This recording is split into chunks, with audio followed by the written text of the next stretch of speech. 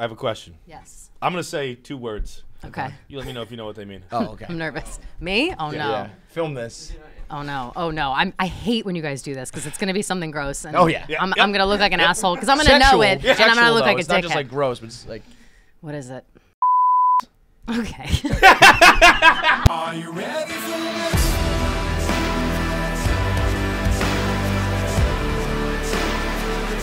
Are you ready for this?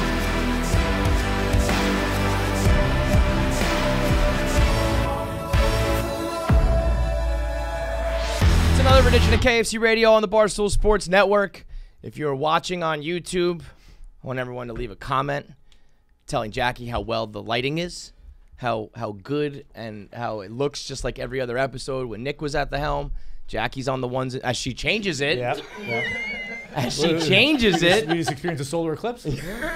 You just clap. We just got a little shade. It'll move in a second. You honestly just like drew more attention to it, and now I'm like, Yeah, that's the more name of the game, Yeah, Jackie. that's yep. You have imperfections, we're going to point them out. Well, these are things that I don't. If I was ever watching a podcast, never in a million years would I be like, the lighting's a little dark. Oh, I'd The notice. lighting's- Do you? I wouldn't be like upset about it, but Yeah. I'd be like, I mean, it would have to be it is like, staggering. especially if you watch it twice a week, and then you'd be like, something's off. It's a today. little different, right? Yeah. Like, so you're literally making It's it like- so much worse for me. Making me so much more self-conscious of this. She's also got a stain on her shirt. Shut up. She has a stain on her shirt, and she's wearing Beetlejuice pants.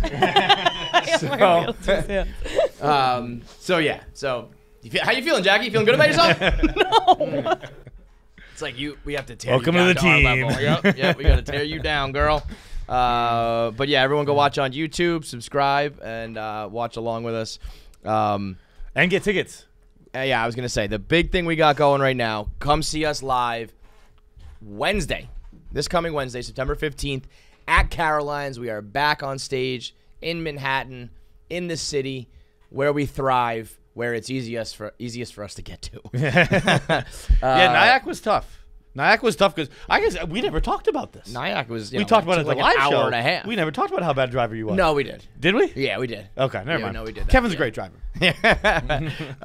Yeah, no driving necessary. Come on up, see us on Caroline's on Broadway. It's like 51st and Broadway. Tickets are available. Go to just check us out on social, or go to I think it's Caroline's. Carolines.com, right? Yeah, Carolines.com. Click on events and shows, and we'll be under there. Come hang out with us. We're still doing live shows, and I think we'll still do like meet and greet afterwards. Yeah. And Yeah. just don't spit on me. Fuck a Delta variant. Yeah, it's like whatever. If we're gonna get it, you know. So yeah, I'm sure that I'm just kidding. Caroline's Don't give me Delta. Caroline's has all of their. I don't want that at all. not even a little bit. I really don't want it. No. I'm actually. This is like a knock on wood thing, but like, it's crazy. That we haven't got it. I've never gotten COVID. I know. It's insanity. Like we came back to work in the middle of everything. We've traveled. We've talked about it. Like I stopped doing like all of the things. I stopped washing my hands. I stopped worrying I about don't this do and anything. that. You know? Especially once I got the vaccine. Yeah, like forget it. By the way, you know people are getting the booster shot already? Yeah, I didn't know that. my mom got it the other day. My mom got it too. I think if you just say that you've like got issues, they're just like, okay, here you go. Yeah. Because I think ultimately they want everyone to get it, so it's like, well, we know you're bending the rules, but like another one is a good thing, so whatever. I like the people who are like, "Are you gonna get another one?" Yeah. I'm gonna get all the ones they tell me to I'm get. gonna get all the medicine. Yeah, give me all of the medication. I do not get it. Against the disease, it's gonna kill me. Yeah, I want to fight. And I'll take all the armor I can. Do you know anybody in your real life? I'm gonna go back. I'm gonna go get Moderna right now. I heard Moderna's better than Pfizer. I got that Pfizer shit. Yeah, I want to fucking up my give me a game. little cocktail. Give me a cocktail of the cocktails. Let's just mix it all up in there. Do you know anyone in your real life who's anti-vax? No. Like I'm trying to think. No, I can't. People. I can't imagine if like because I think some people do. I think people have friends and family in their lives who are like, we like got along and they're smart and we used to have like regular conversations, and then all of a sudden they were like anti. Like I mean, I wouldn't stop talking to you- anyone. you Like I came get it. I want to die too. If you came in and you were anti-vax, I'd be like, you're a fucking idiot, dude. Like we can't even. Like I'm not gonna respect your decision. Like you're a fucking moron. I wouldn't care if like again like I just said like I don't know, man. Actually, I take that back. I wouldn't say you're a moron. No, I would.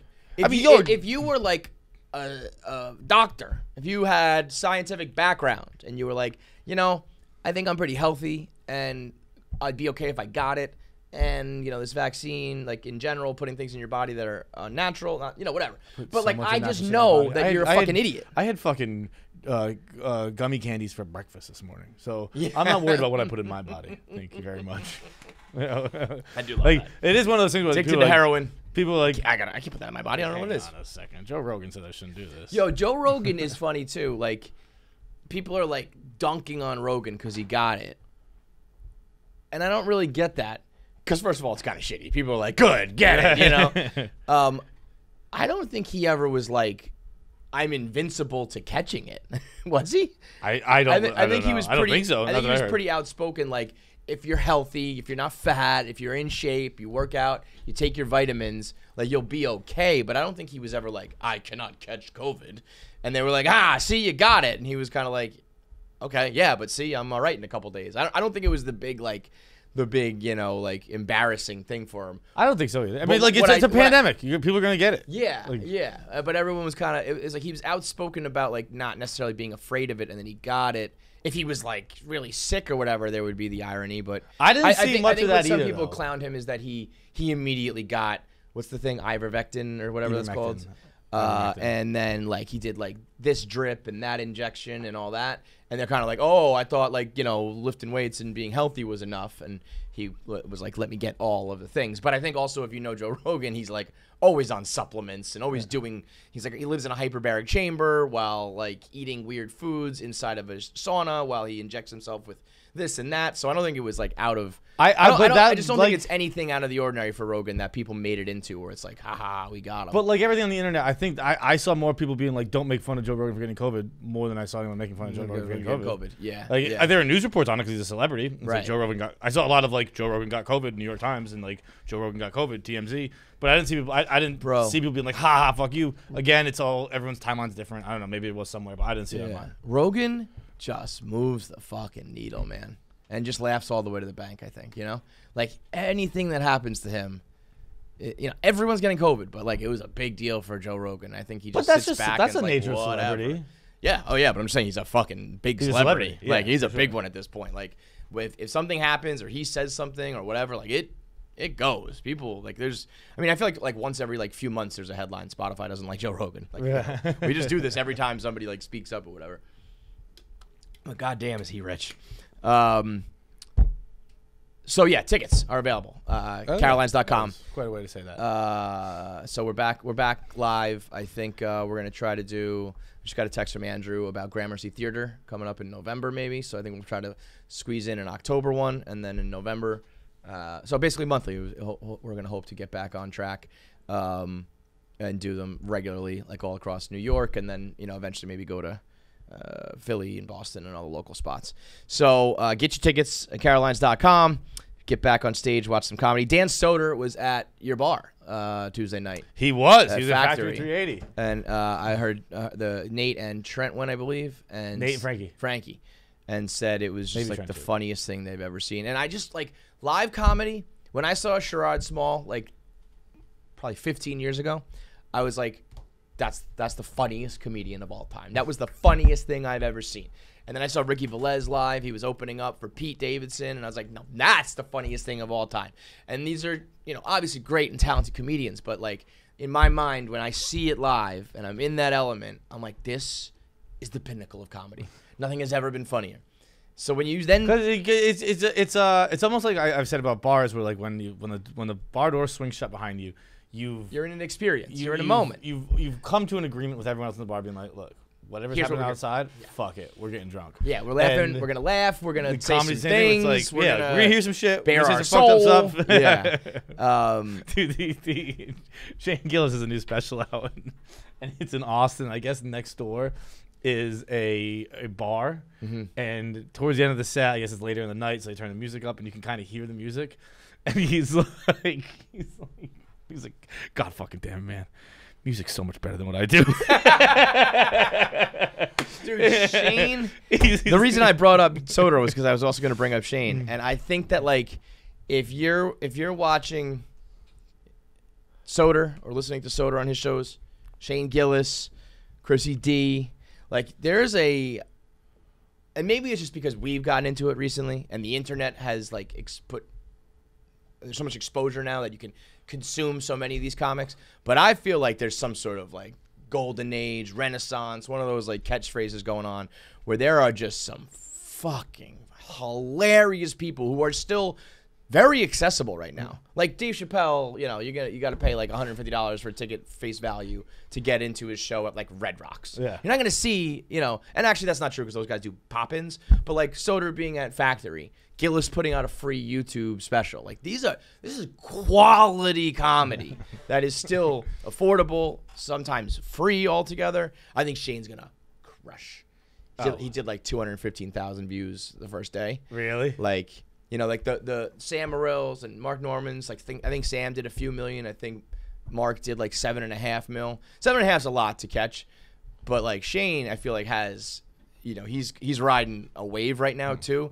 Like, I mean, there's gonna be millions of views on that YouTube, and he motherfucking Beyonce'd it. Yeah. He just dropped an album. Shane doesn't do like promotion. He doesn't. So I said, he did one thing. He made himself into the Drake album cover. Yeah. Which, by the way, like, I don't know if you credit Drake or his team or his art team or whatever. That was done by like an actual artist. Right, but you know what I mean. It's more just Like, more just like a concept than like it's an emoji. You know Yeah, what I but mean? he it's this artist. I was reading. Actually, the GQ review of CLB was, I thought, very spot on. Where it's like, Drake can do this forever. It's what is it? It's actually, they had a great quote where it's like, it was fucking.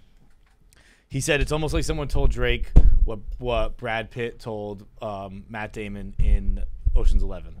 Like, it's like, I forget the quote exactly, but it's like, be funny, but don't make him laugh. Be interesting, but don't make him think. Be memorable, but as soon as you walk away, make sure he forgets you.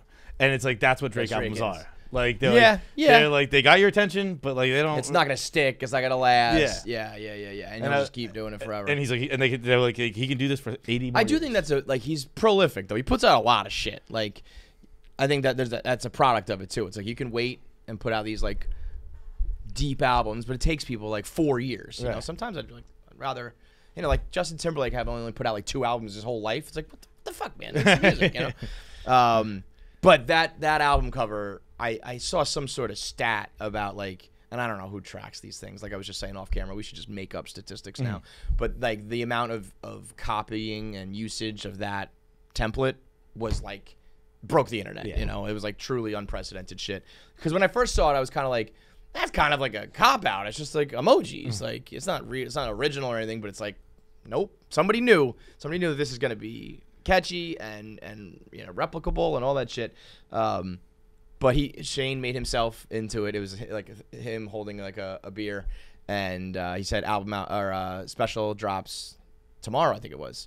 And that was it. That was the only promotion. And I texted him like, no promo, like, huh? Beyonce, just surprise album. And I was like, that's cocky, dude. And he was like, no, it's stupid. He's like, I don't like doing promo. I'm not good at it. I was like, I get that. But it also becomes like, I'm talking about it now. So it's like, I don't know if he thought through it like that, but it's almost like you get promo by not doing the promo. You know, it's the old, like, I didn't fill in the essay. I turned it in, you know? What's a risk? This is a risk. So, man, if you live in New York or you're on the internet, these guys are just so fucking funny. I love like Frankie finding out about Soder and like watching people. You know, it's like showing somebody a video they've never seen or telling them a story they haven't heard or breaking news. When you and I think they know who Soder was, but I don't know if they had ever seen his act. When you know someone and like you watch those people for the first time, it's like, Frankie saw Soder because when we were in Detroit, he was talking about he had just seen Soder, and he was doing like, you know, Soder does like the high pitched voice. And he just kept doing, "You're a naughty little boy," because I guess Soder has a bit where he doesn't care about babies crying on planes, because that's what happened when I was on the plane. I'd come off the plane talking about how I just took my headphones out and let the baby win because like it was crying so loud and. You were turning it up. It was coming over the earphones, and I was like, there was too much noise with the music and the baby, and I was like, fine, fuck it, you win. Yeah. I'll listen to the baby cry. And he said that he had seen Soder do a spit, and it was like, he doesn't care about babies crying. He cares about when like they can talk. He's like, and they don't shut up. Yeah, And it's he's way like, worse. he'll wait on the end of the jetway and be like, "Oh, you're a naughty little boy." Have that like a 6-year-old who wouldn't shut the fuck up. Someone's gonna get arrested doing that. Jesus Christ. Okay, well you should see fucking Gillis's thing. Yeah. Yeah. I haven't watched the whole thing yet. Is there? He thought I'm going to I his. want to know. He thought I'm going to see his niece's 6th and 7th grade volleyball team, and he goes, Oh my God! That bit, the bit about picking age of consent. Yeah. Rhode Island, you're up first. 12. No, dude. No. Why do I have to go first? It's the hardest one to go first. The hardest one to go first on. That's what I really, really appreciate comedy. Like, it would have been funny if he just said, why'd I have to go first? But the added, like, this is the hardest one to go first on. Add that extra line is just so fucking funny. He says that that's the best way to get out of going to like your nephew's stuff. It's like when someone's like, "You want to go to like the T-ball game?" Like, what grade are they in? 4th. Oh man. Uninvited. Disinvited. See you never. Yeah, it's the little kids on the plane. I thought was a internet like trope, but I guess people really do get that mad about it, huh? Oh God, I guess. I mean, like I was a little annoyed, but it wasn't like I didn't do anything. I didn't turn around. Is someone gonna shut that baby up? Someone gonna slap that kid? What I don't get, something happens when people get on a plane where they think that they are like entitled to things being the exact way that they are. Like, I mean, we've talked about it before, but I will never understand the outrage on the reclining of the seat. No. I've done it. I've become a recliner. I never did it. Why would you not? I've become a recliner. They gave you the option. Everyone can recline. And let's be honest, it doesn't change your experience if you're behind it that much. No, it doesn't. Like you're right. You're right. I've been most of my life until fairly recently. I've been a staunchly anti-recliner. I never cared if someone reclined in front of me, but I didn't recline because I'm a pussy. I've changed my ways. I recline now. If it like moved the whole seat back and like hit your feet or something, but if something goes like this to this and then you just go like that, I just don't fucking get the crazy outrage of like you have to sit in a chair the way I want you to sit in your chair, even though it's made to do this, and babies can't make noise around me. It's like, shut the fuck up. Even before I had kids, and now once I do have kids, I'm like, I don't give a fuck if you're inconvenienced by it because they've ruined my life. So, which is why John Mulaney is a crazy person. We'll talk about it. It's brought to you by Bare Bottom Clothing. I'm wearing my bare bottoms right now. These are my bare bottom pants that I wear probably 6 days a week. It's like these or my Moonman Lounge pants. These are the black joggers that are like perfect for, just like comfortable everyday wear. Not quite jeans, certainly not like khakis, a little bit of the jogger, elastic at the bottom. But this pair, I mean, gets me through life. They also have a denim knit hoodie that's great for the fall. It's like a heavy, but not like a sweatshirty. It's weird. It's like a heavy material. It says denim. It's not like jeans though, but it's like a knit sweater hoodie that's fucking very nice. And then the t-shirts and long sleeve tees are so comfortable. Dude, all different colors, make your eyes pop, bring out the color in you, and they are so fucking comfortable. I recently got like 8 of them. Yeah, I did the same thing. I'm very happy with my decision. I got like a whole bunch of them, and then I got fatter, and I got everything again in XL. So now if I'm having like a skinny day, I have like 8 to choose from. If I have an XL day, I have 8 to choose from. XL days? Oh yeah, most of the time. Really? Oh yeah. Oh yeah. Big time. Bro, I'm like, I have XL days. Mm-hmm. You're getting... Not great, John. You're getting I used to fluctuate between medium and large. Yeah. And now I'm fluctuating between large and XL. And, we don't have to talk about it. No, we're not, because we talked about this. We don't have to talk about this. No, we talked about this at the fucking pool in Vegas. And I said, it's confirmed you have body dysmorphia. That felt great. Because that was one of the most important moments of my life. Totally normal body. That was one of the most important moments of my life. Because you talk about it so often, I was like, God damn, Kevin must be a mess under that shirt. Just a normal ass body. Yeah, it's not me. It's just how often he talks about it. I see him. I'm like, he's not big. Well, so it must be like a fucking tan problem. helps. Tan helps. Yeah. You catch me in a couple months when I'm pale with no shirt on, it's ghastly. It's gruesome. But yeah, I mean, I was at the pool in Vegas, and I guess it was satisfactory. And that John said this is a completely normal man's body. He said flat out, you have a normal body, and I was like, Be still my heart. It was like the most like average comment. He was just like, you have a normal body. And I was like, yes! That's all I ask for. Like I've always said, I want the before picture. I don't even need the after. Right. I want to look like Mr. Before. And I'm happy to understand that I do, but yeah, sometimes XL, baby. But it's awful because it's like, it's not.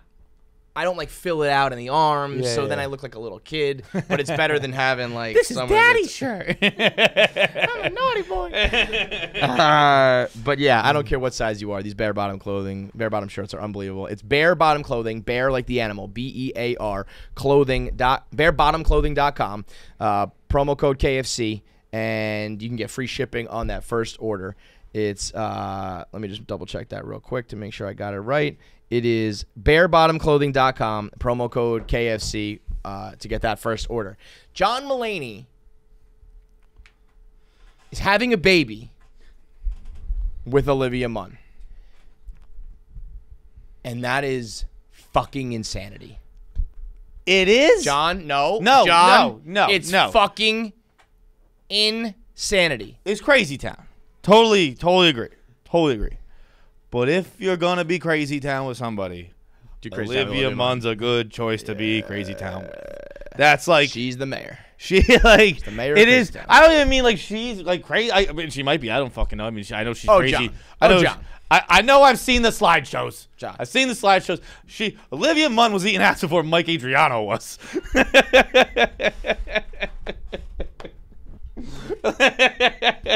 Olivia Munn and Chris Pine were putting tongues in sphincters before Mike Adriano had gape gloves. Show's over! He said gape gloves. That's what the gloves say! I know, John! I obviously have seen them, but there are people out there who are not understanding the reference, so we're going to have to explain to them that it's a pair of fucking gardening gloves, basically, that girls have to wear because he oils them up so much. Hey, let's have a conversation. If you need gloves to open your butthole, too much oil. You're using too much oil. I've never understood why you're putting that much goddamn oil on the girl. If you need, John, a drop cloth, if you need a tarp underneath, too much whatever. Too much oil, lube, fucking milk, too much spit. Too many sticks of butter up her ass. Too much stuff. I've seen the video. I'm not making it up. Dude, the gape gloves is, I mean. Yo, do you think he sells them? You think he sells them on the website? Find out. Let's find out. Let us find out. I'm just going to Google gape. You look at like the website. I'm going to go gape gloves. There are some prudes and some girls who are very confused and okay, there's a Reddit. I mean, you know, Mike Adriano, first of all, has a Reddit. Lenina. What? Mike Adriano has a Reddit, and this is from 1 year ago. Someone posted in the Reddit, anyone know where to buy Mike's gape gloves? And there's one reply, and it says, "Ask your mom."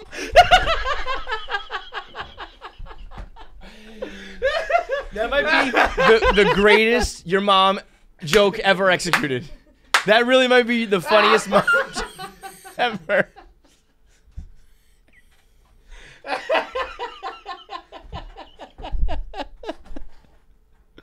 That is fucking classic. Bro, I cannot think of a scenario even remotely close to how awful it would be if you found your mother's gape gloves. Like you find your mom's fucking sex toys, lingerie, you find a sex tape with your parents, you find your dad's sex toys and lingerie. None of that even comes close to if you open up a drawer or a fucking closet or a box that belongs to your mother and there's a pair of goddamn gloves designed Not to be able clean. to spread your butt. Oily as shit. Freshly used. Ask your mom.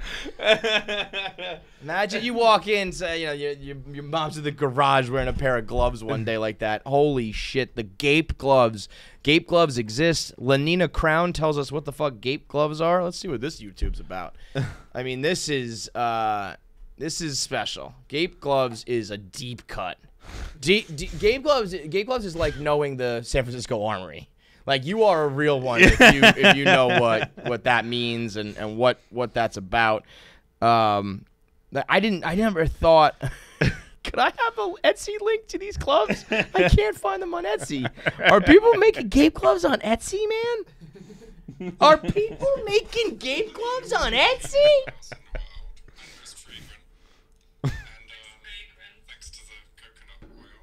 Thanks to, of course he's a German, you fucking perverts. I know. Is this the gape gloves here? These are my favorite gloves. Oh, Cesar, open your sphincter. This chick's got all the fucking supplements and shit. Here we go. Oh my god. I'm gonna put them on because it's going to be easier. Because the cleaner you already are, then the cleaner you already are.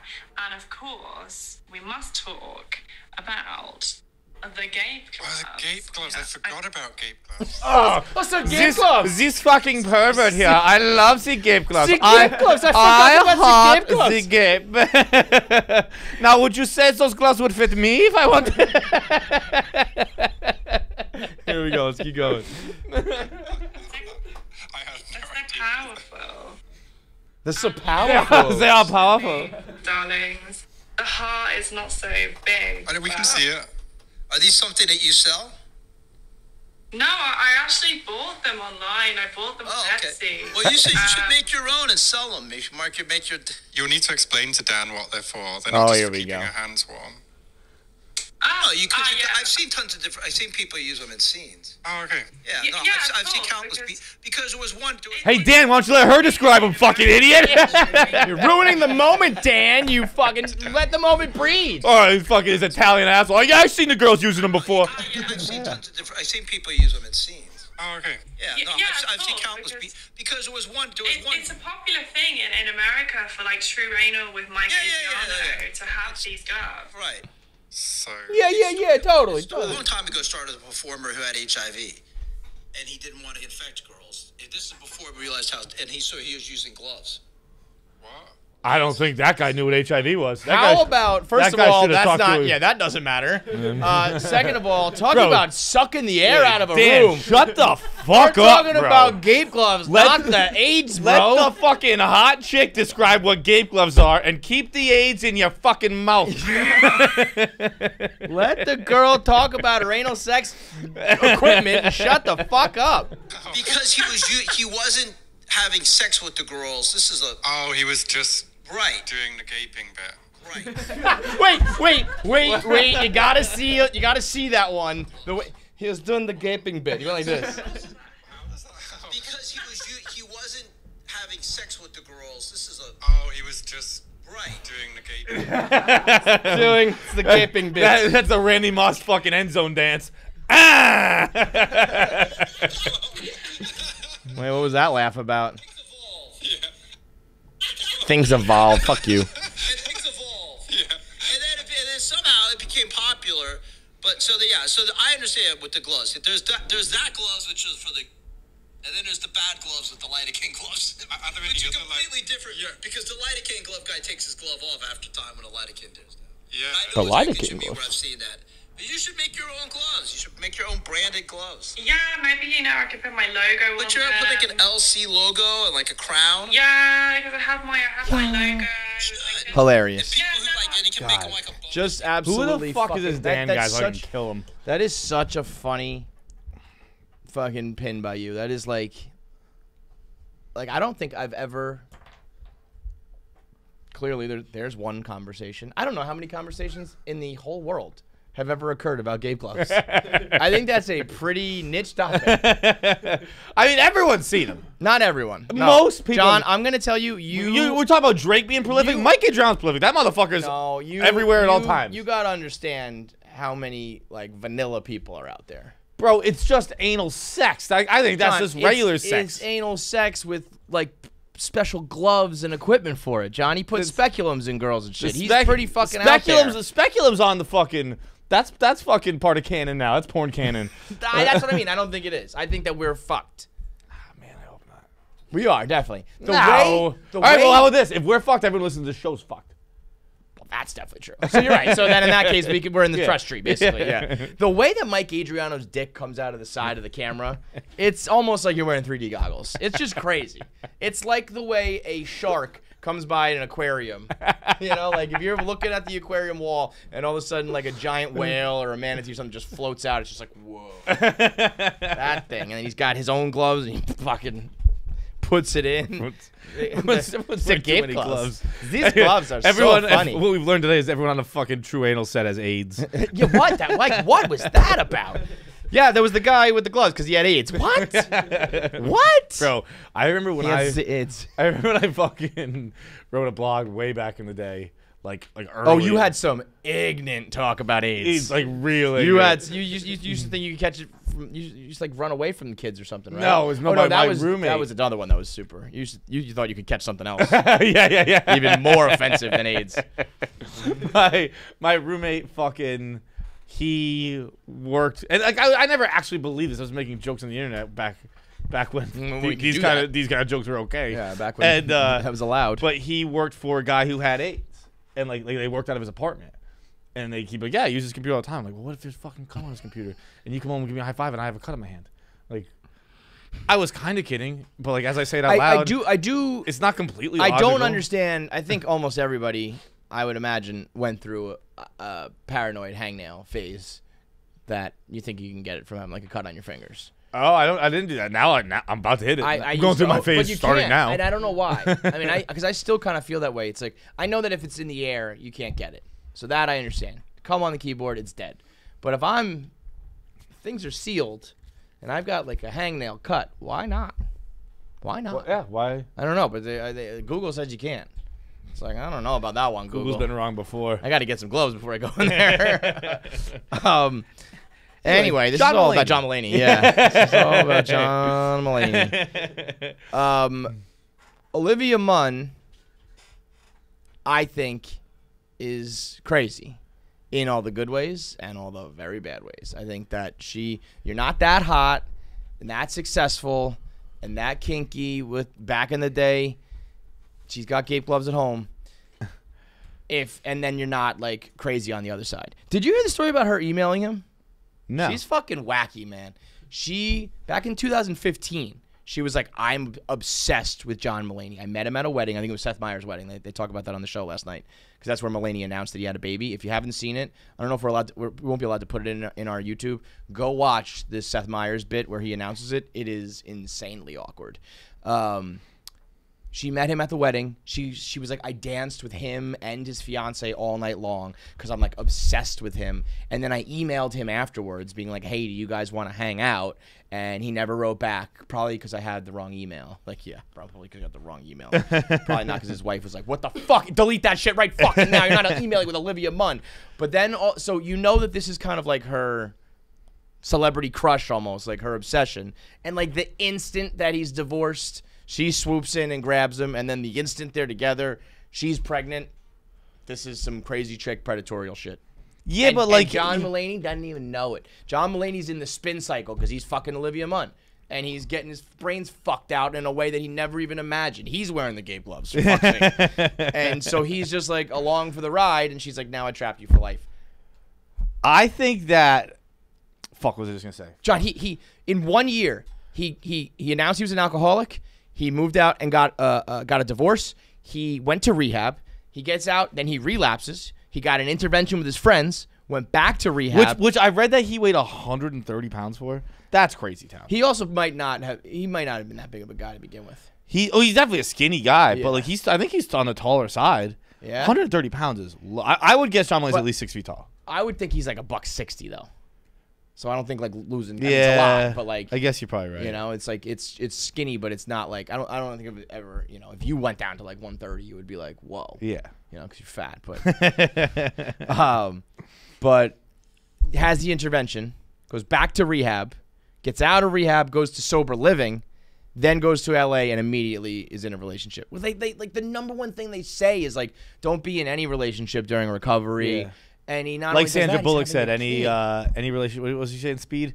Any relationship formed Born during, out of trauma, during a like high real- anxiety situation is like bound to fail. Whatever. Yes. It's I'm like, rooting for the kids, but what I don't. Okay, here's what I remember I was gonna say. No, I'm like, and that's where it was funny. I was doing 1 Minute Man, and like I was like, or I don't know, maybe there's a scenario where they're both a little bit older, so things move faster because you know exactly what you do and don't want, and you find someone who fits it, and you. It just is go with weird it. that so his- maybe it's their business, but come on, man. It's been a regular piece of his comedy, like in multiple specials, Yes. talking about not wanting kids. Right. Or actually, he never says explicitly, I But don't he's want making kids. fun of them. He always says, and like, he we hate- don't know if we want and kids. he hates the people who like kids and Yeah. shit, and then all of a sudden he just has one because Olivia Munn either wanted one or did it, or you know what I mean? Like, you don't just flip that I mean, it might switch. be an accident. Like, I don't think Olivia Munn, like, tricked him into having a baby. I don't know, bro. I think it I could think be an accident. She's a but siren. I think she is a. You think, like, she, like was off birth control, pretended she was on it? I think that's a No, little much. no, but I think it was like I think he's kind of like whatever Olivia wants, man. You know. I'm guessing this is just an accident. They're both like, look, we're rich. Who cares? Like, if you're both crazy rich, like, well, fuck it, have a baby. Someone else will raise it. That like. Like, I don't know. Fucking, I'll see. I'll be the fun uncle to my own kid. I mean, I guess if if that's the case, sure. But like, if you're talking about like actually having your own kid and raising it, like to try to keep up your comedian career, your comic career, and have this kid and fight your addiction and deal with what I believe is a crazy girl. I mean, it's like it's a lot on your plate. His life is out of control right now, and that's not making fun of him or me like judging him or whatever. That's just like looking at a paper and reading what's on the page. It's been 1 year. I'm sure you he'd know? admit that. Like, he'd And be like, that's yeah, what it's he just did. crazy. Like on Seth Meyers, he listed out for a reason. He's like, look at all this shit going on. And it's like, yeah, look at all this shit going on, John. Like, you gotta, I mean, if you do it right, you should be like ready and in a good relationship, like, or some sort of agreement with a partner, in a relationship with a partner. You should be like financially sound, professionally sound, socially sound, like ready to go. And nobody ever really is. 'cause Yeah, I was that's gonna the say, whole like, at one point that's is- how you should. Yeah, that's what you should strive for. And everybody, nobody gets that perfectly. But also, he's at the other end of the spectrum, man. And the X factor is being rich, because it's like, if a regular addict and crazy girl had a baby, it's like, I don't know, this baby might not survive. But that kid will be fine, I guess. But it's like, if you're John Mulaney's friend, put it that way. If I was going through all that, I basically did. If that all happened to me, and everything that happened to me, and I came to you like in a matter of months, and was like, I'm having a kid with another baby, a kid with another girl, you would just be like, I'm happy for you.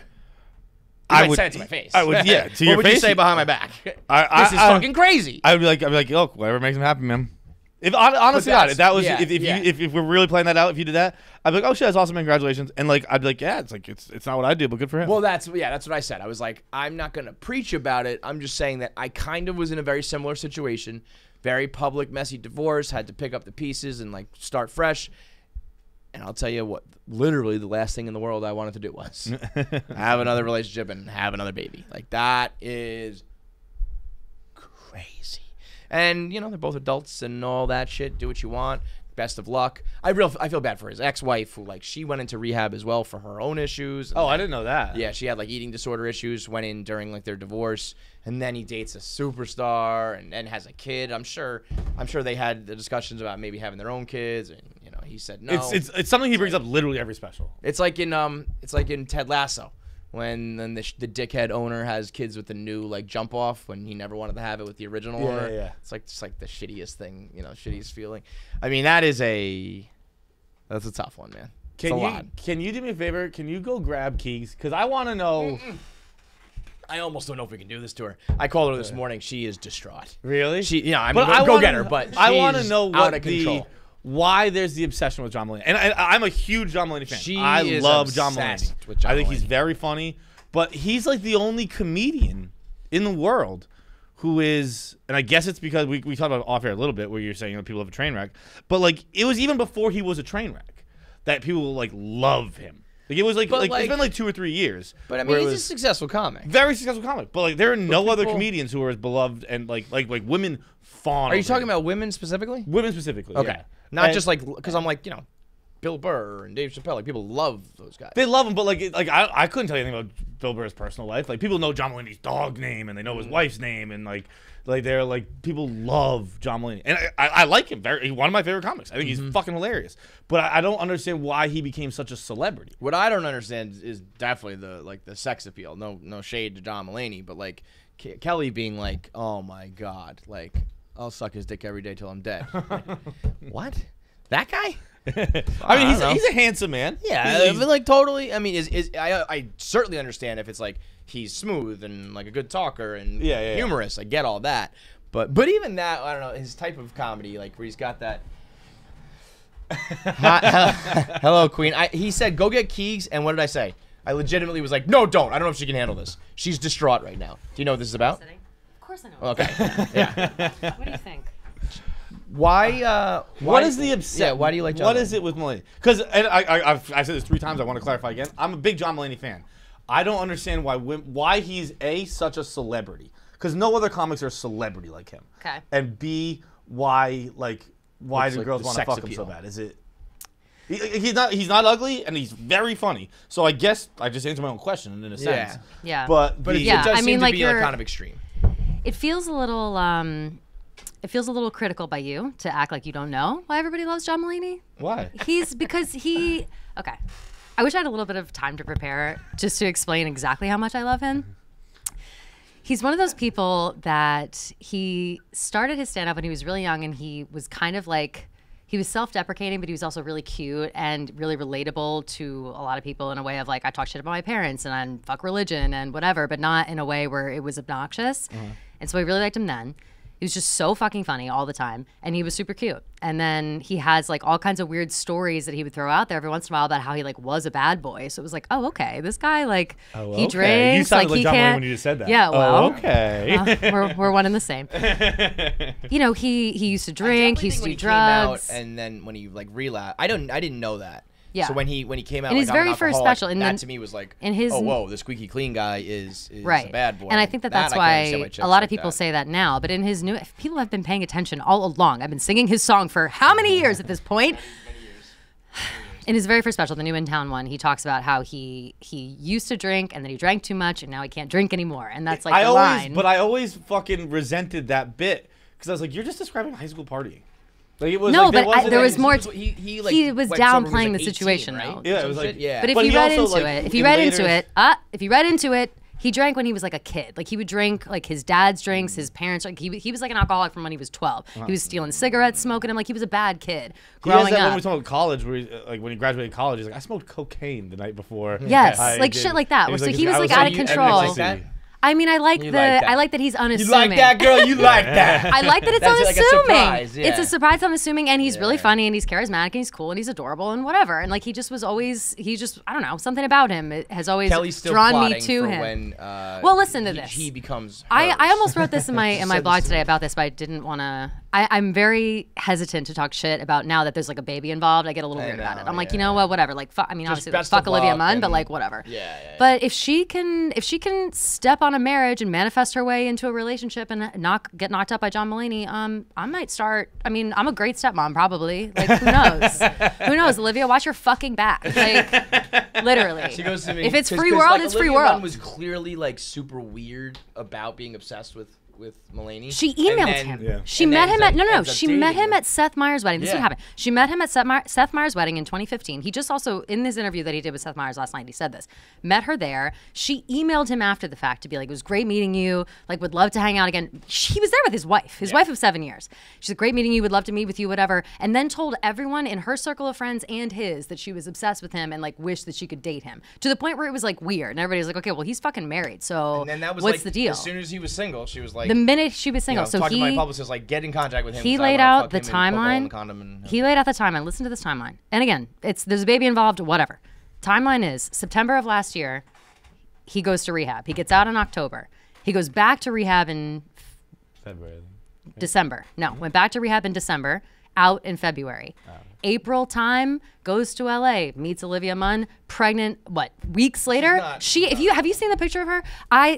It was sent to me over the weekend and I got really upset, and you can't say this bitch looks pregnant, especially because the New York Post didn't say she's pregnant. It was like Olivia Munn steps out without her boyfriend, John Mulaney, and it's her looking literally 6 months pregnant. I'm like, that's the most pregnant bitch I've ever seen in my life. But I couldn't say shit, and I was like, they're gonna have to announce it now. Like, she's so obviously pregnant. There's no way that they could ignore it. 3 days later, he's on Seth Meyers talking about it. She goes, if John Mulaney ever just like happens to fall in my lap, I will have to tell him, like, listen, I've been creepy as fuck. That's what I'm saying. Like, if she did that, which maybe she did. She's still got, like, you know, Olivia didn't stop playing, and I'm not chance. stopping playing. You're saying there literally might be a chance at all times, but no, it's kind of ridiculous, it's kind of insane. The way that John Mulaney was talking about it in this interview with Seth Meyers is that he seems to be excited, he seems to be doing well, whatever. That's all fine. Blah blah blah blah blah. He talks about how. Olivia makes me want to barf. I can't even talk about it. Talks about how she like held his hand through like one of the hardest times in his life and whatever, blah, blah, blah. Okay, yeah, no, that's lovely. But she's not lovely. Like, she's not. Why are we pretending like she's some like savior who came in and helped him during his bullshit? She has a track Olivia Munn lovely. Okay, well, I'm sorry. Were you there when she ripped apart the Rogers family? Because Jordan Rogers told us all about that, and we ignored him. We were like, Jordan Rogers, you're just jealous of your brother Aaron. Like, nobody gives a fuck what you're talking about. Turns out she ripped apart their family. How? And Chris Pine. What happened with that? That weird fucking PowerPoint that she made for him. Everybody thinks it's so hot. Yep. It was weird. It was weird. She's a weirdo. She's a freak. That's fine. Be a weirdo. Be a freak. Just be a weirdo and a freak and admit, hey, I was obsessed with John Mulaney and I trapped him with this baby. Just saying. Just saying. Is there an earthquake happening? Maybe. Fingers fucking crossed. Like, bring this shit down on my head. I'm sick of this. I'm sick of this. I wouldn't call you still haven't answered my question. It's just because he used to drink?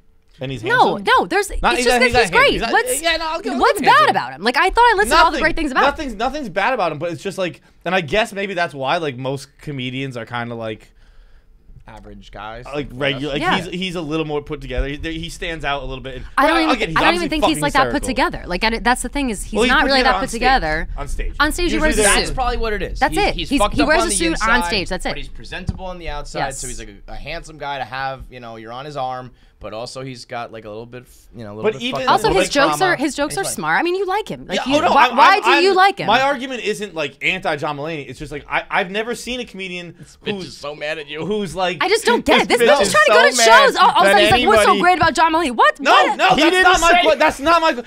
I keep adding the fucking the qualifier that I'm a huge John Mulaney fan. Yeah. But I doesn't fucking sound like it, John. I've never seen a comedian who is basically just a comedian. Like, and have such celebrity power. Mm-hmm. Like, he's on, like, even before his breakdowns, he was on Page 6 all the time. He's like, look, John Mulaney's at a Knicks game. Like, that doesn't happen to other comedians. He's a comedian who has several. Do you see Bill Burr doing shit in the news? Like, he's a comedian who has all kinds of shows. Not really. I guess maybe. I mean, what else has he been in? That's what I said. Because he has a bunch of specials. There are comics who are very popular. He's also a writer for like other things. Like, he wrote for SNL for a long time. Like, he's been around the block. Everybody white guy is gonna get attention in that area. Like, knows who he is. I think that he has like famous enough friends that he is now by proxy very famous. And so whenever he comes around, now that once you start dating Olivia, and now forget it. Also, his thing was all of his shit going to rehab, all of that was very public. That was, I would say, the first time I really saw him. I don't agree with you on that. I don't think I saw John Mulaney much in public like this until he went to rehab. It's been to another level, but yeah, he was on Page 6 a lot. For what? For like being at a Knicks game, being at a Rangers game. Like, John Mulaney's out in the town. Like, I guess. You know what's bullshit, by the way? What? This news is overshadowing Britney. It is overshadowing. I hadn't even thought about Britney one time today, and that's unfortunate because I've been thinking about Britney a lot. You know lately. what Britney is right now? Aliens. You know who Britney? Everybody was clamoring to free Britney the same way they were all about their aliens, and then we were like, okay, here's the aliens, and everyone's like, here, Britney's free basically, and everyone's like, okay, whatever. John Mulaney's fucking Olivia Munn. Nobody cares. You know who else is who's Britney right now? Who Britney is? I was talking about it earlier. Farrah Fawcett. What do you mean? Oh, Rest in peace. She died the same day as Michael Jackson. Everybody forgets about it. Big time news. Farrah Fawcett did? They died the same day. Yeah. News cuck. Nobody. I don't know why we were talking about that earlier, but yeah, news cuck. I don't know. I think that that John Mulaney didn't quite get the amount of attention that he did until this. I think that his special that came out, if you were, fancy and lucky enough to see it, like I was, at City Winery. Yeah, he's got to add a whole new bit to that. Well, all the story. Yeah, he does. But all the stories that he told there, he's now like saying on this interview a little bit with Seth Meyers. He's talking about his intervention. He talks about rehab, like whatever. It's all. Though, like with a straight face. Like, this is just not normal.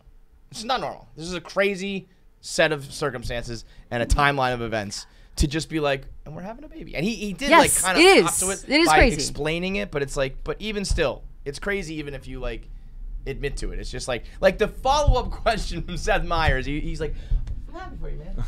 And it's No, like, that was- I that get made it, me you're friends. What crazy. else are you gonna do? But like, if you want to keep it real, that the reaction would be like, are you fucking nuts? That's what I was saying This to you is this crazy. morning. I said, I was like, I'm trying to put myself, if it were one of my friends, like not somebody that I'm just like Yes, obsessed that's with on the internet. He told me Like he if it would were just- my he would just friend, go like, well, if it makes him happy.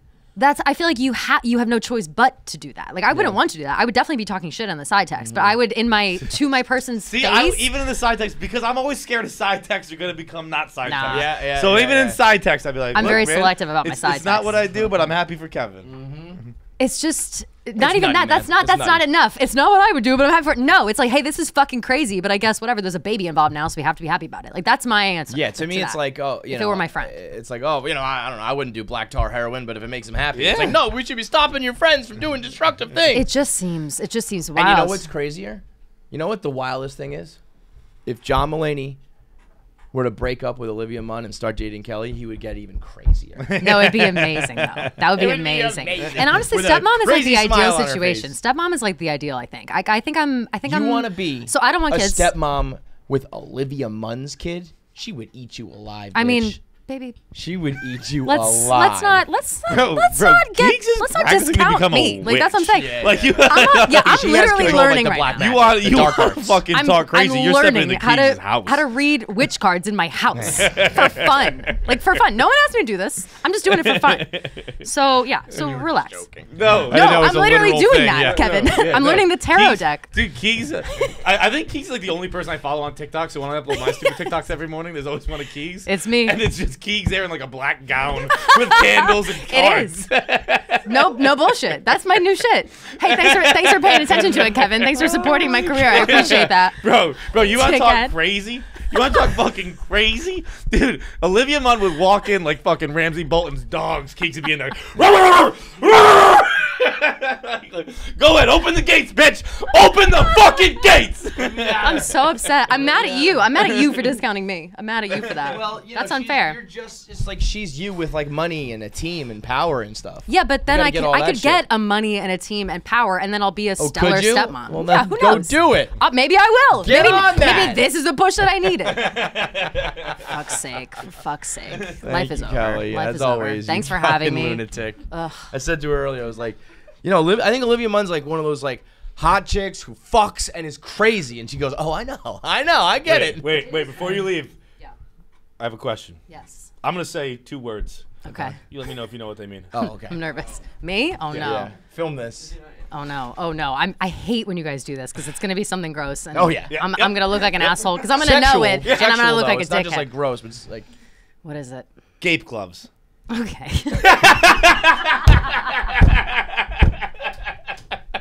I think I actually, if we put bets on it, ahead of time, I think I would have said Keegs would have got it. What are you guys doing here?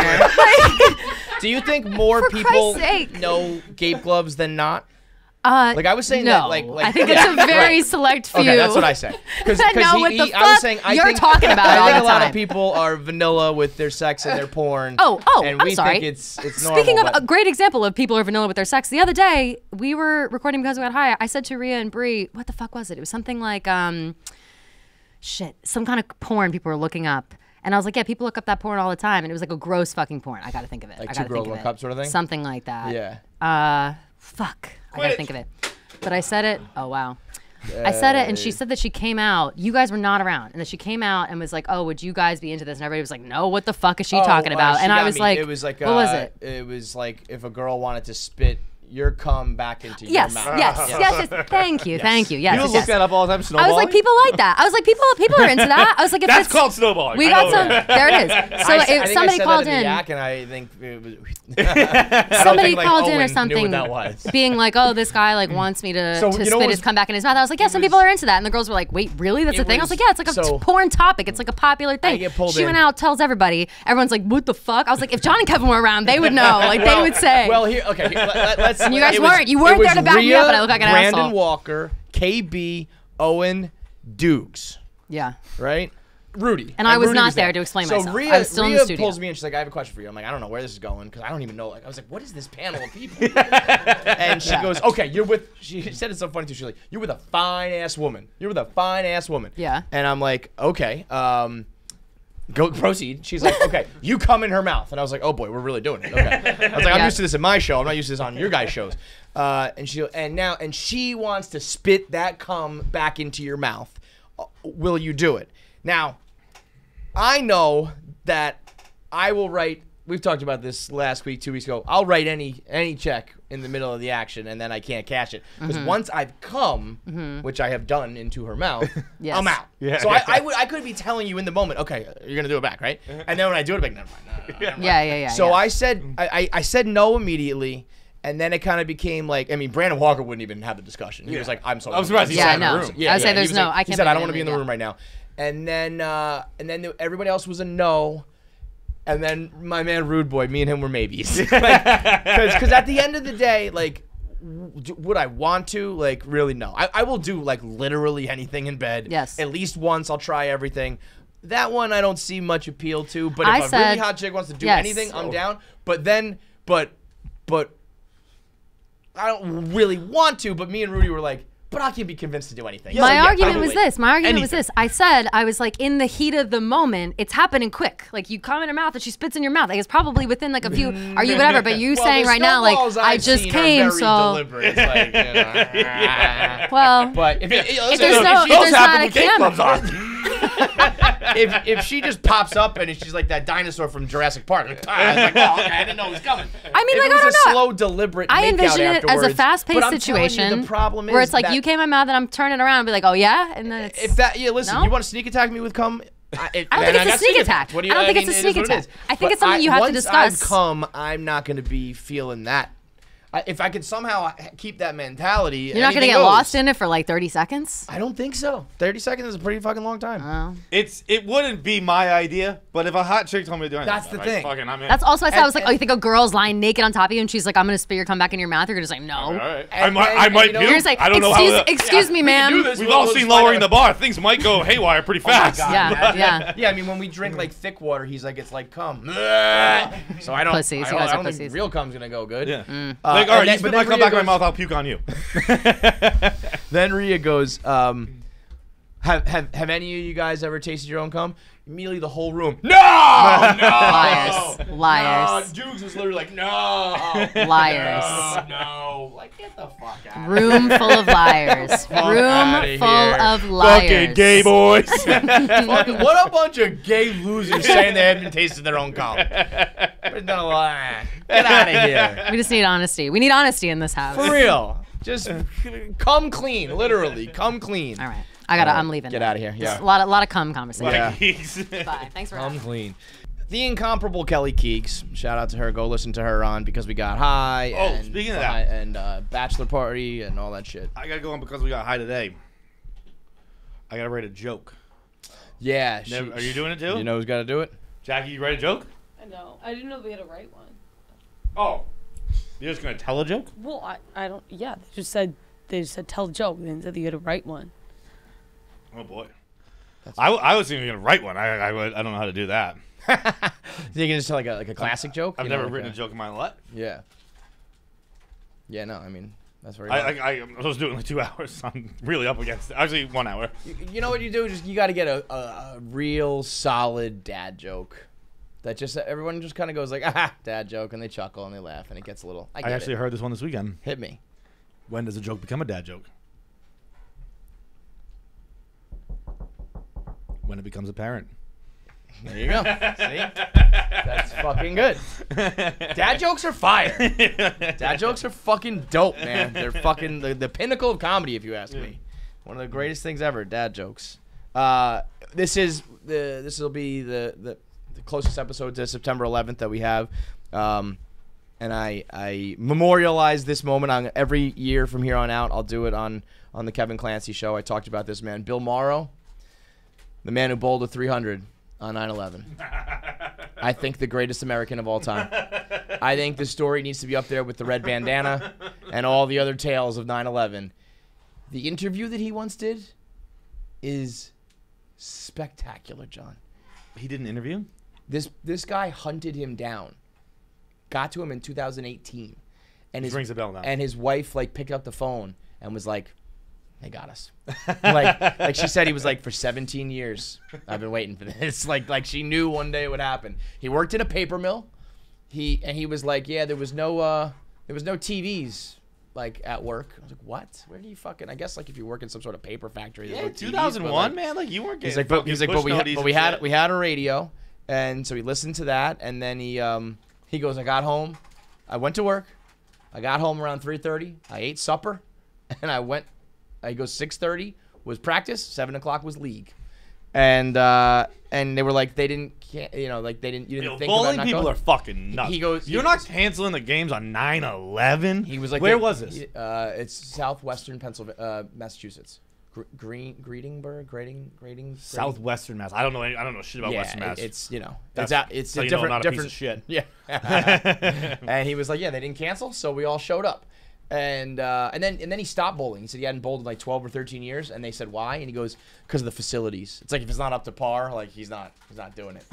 But like not the harrowing memory of bowling during our country's greatest terrorist attack in history.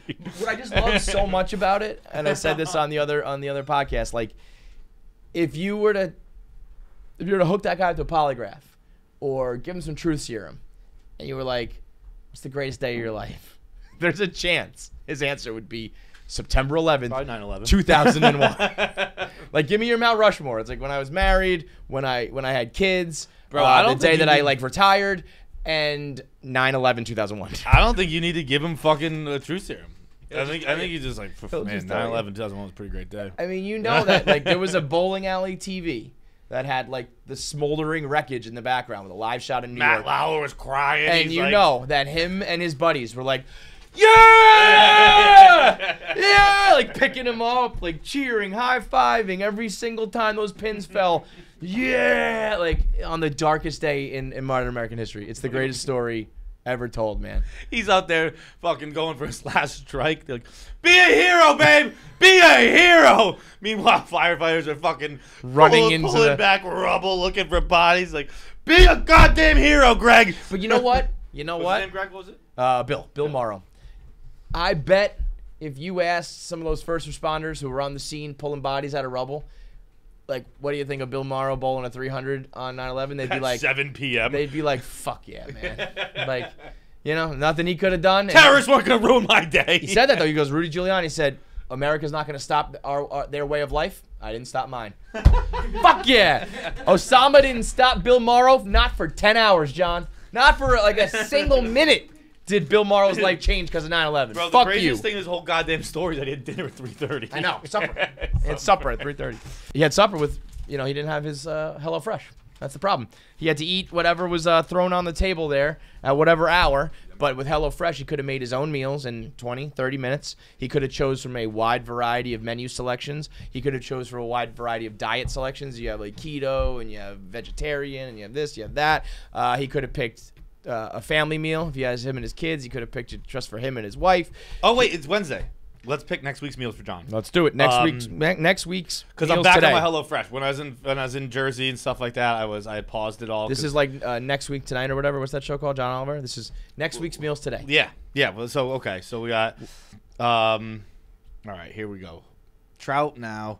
Ooh, sirloin au poivre and garlic herb shrimp. Au poivre. Au poivre. You fucking Jersey Jerry. Hurricane Poivre. Idea. Is that what language is that? I don't speak different language. It's French. Yeah, prosciutto wrapped chicken. It's prosciutto. Okay, I was good. That scared me for a quick second. I was like, wait a second. All right, let's see. Ooh, I do like Arthur Ave pork sausage. Aren't you an Arthur Ave guy? Yes, but pork sausage. Arthur Ave pork sausage and pepper heroes. Listen, my rule is if you hear Arthur Ave anything food related, you eat it. Yeah. Absolutely. Put it on the list. Arthur Ave is like the most delicious fucking stretch of restaurants in America, if you ask me. We should go to the real Arthur Ave, but in the meantime, go to meatloaves. Maybe do some meatloaf. Meatloaf. Ooh, Buffalo Rich Chicken Sandos. That sounds good too. Meatloaf needs a new PR team. Fajitas ad. Meatloaf needs an entire rebranding. The word loaf cannot be in there. We've been saying this forever. It's so good. It's so versatile. It's a classic. You do it with a little ketchup on the side. You do it with some mashed potatoes. So fucking good. You have it on a sandwich the next day. You do a little cold. You put some mayo on a sandwich and put that on there. Have a cold meatloaf sandwich. Amazing. But everyone hears meatloaf and they think of like the cafeteria or like prison food. It's not that, bro.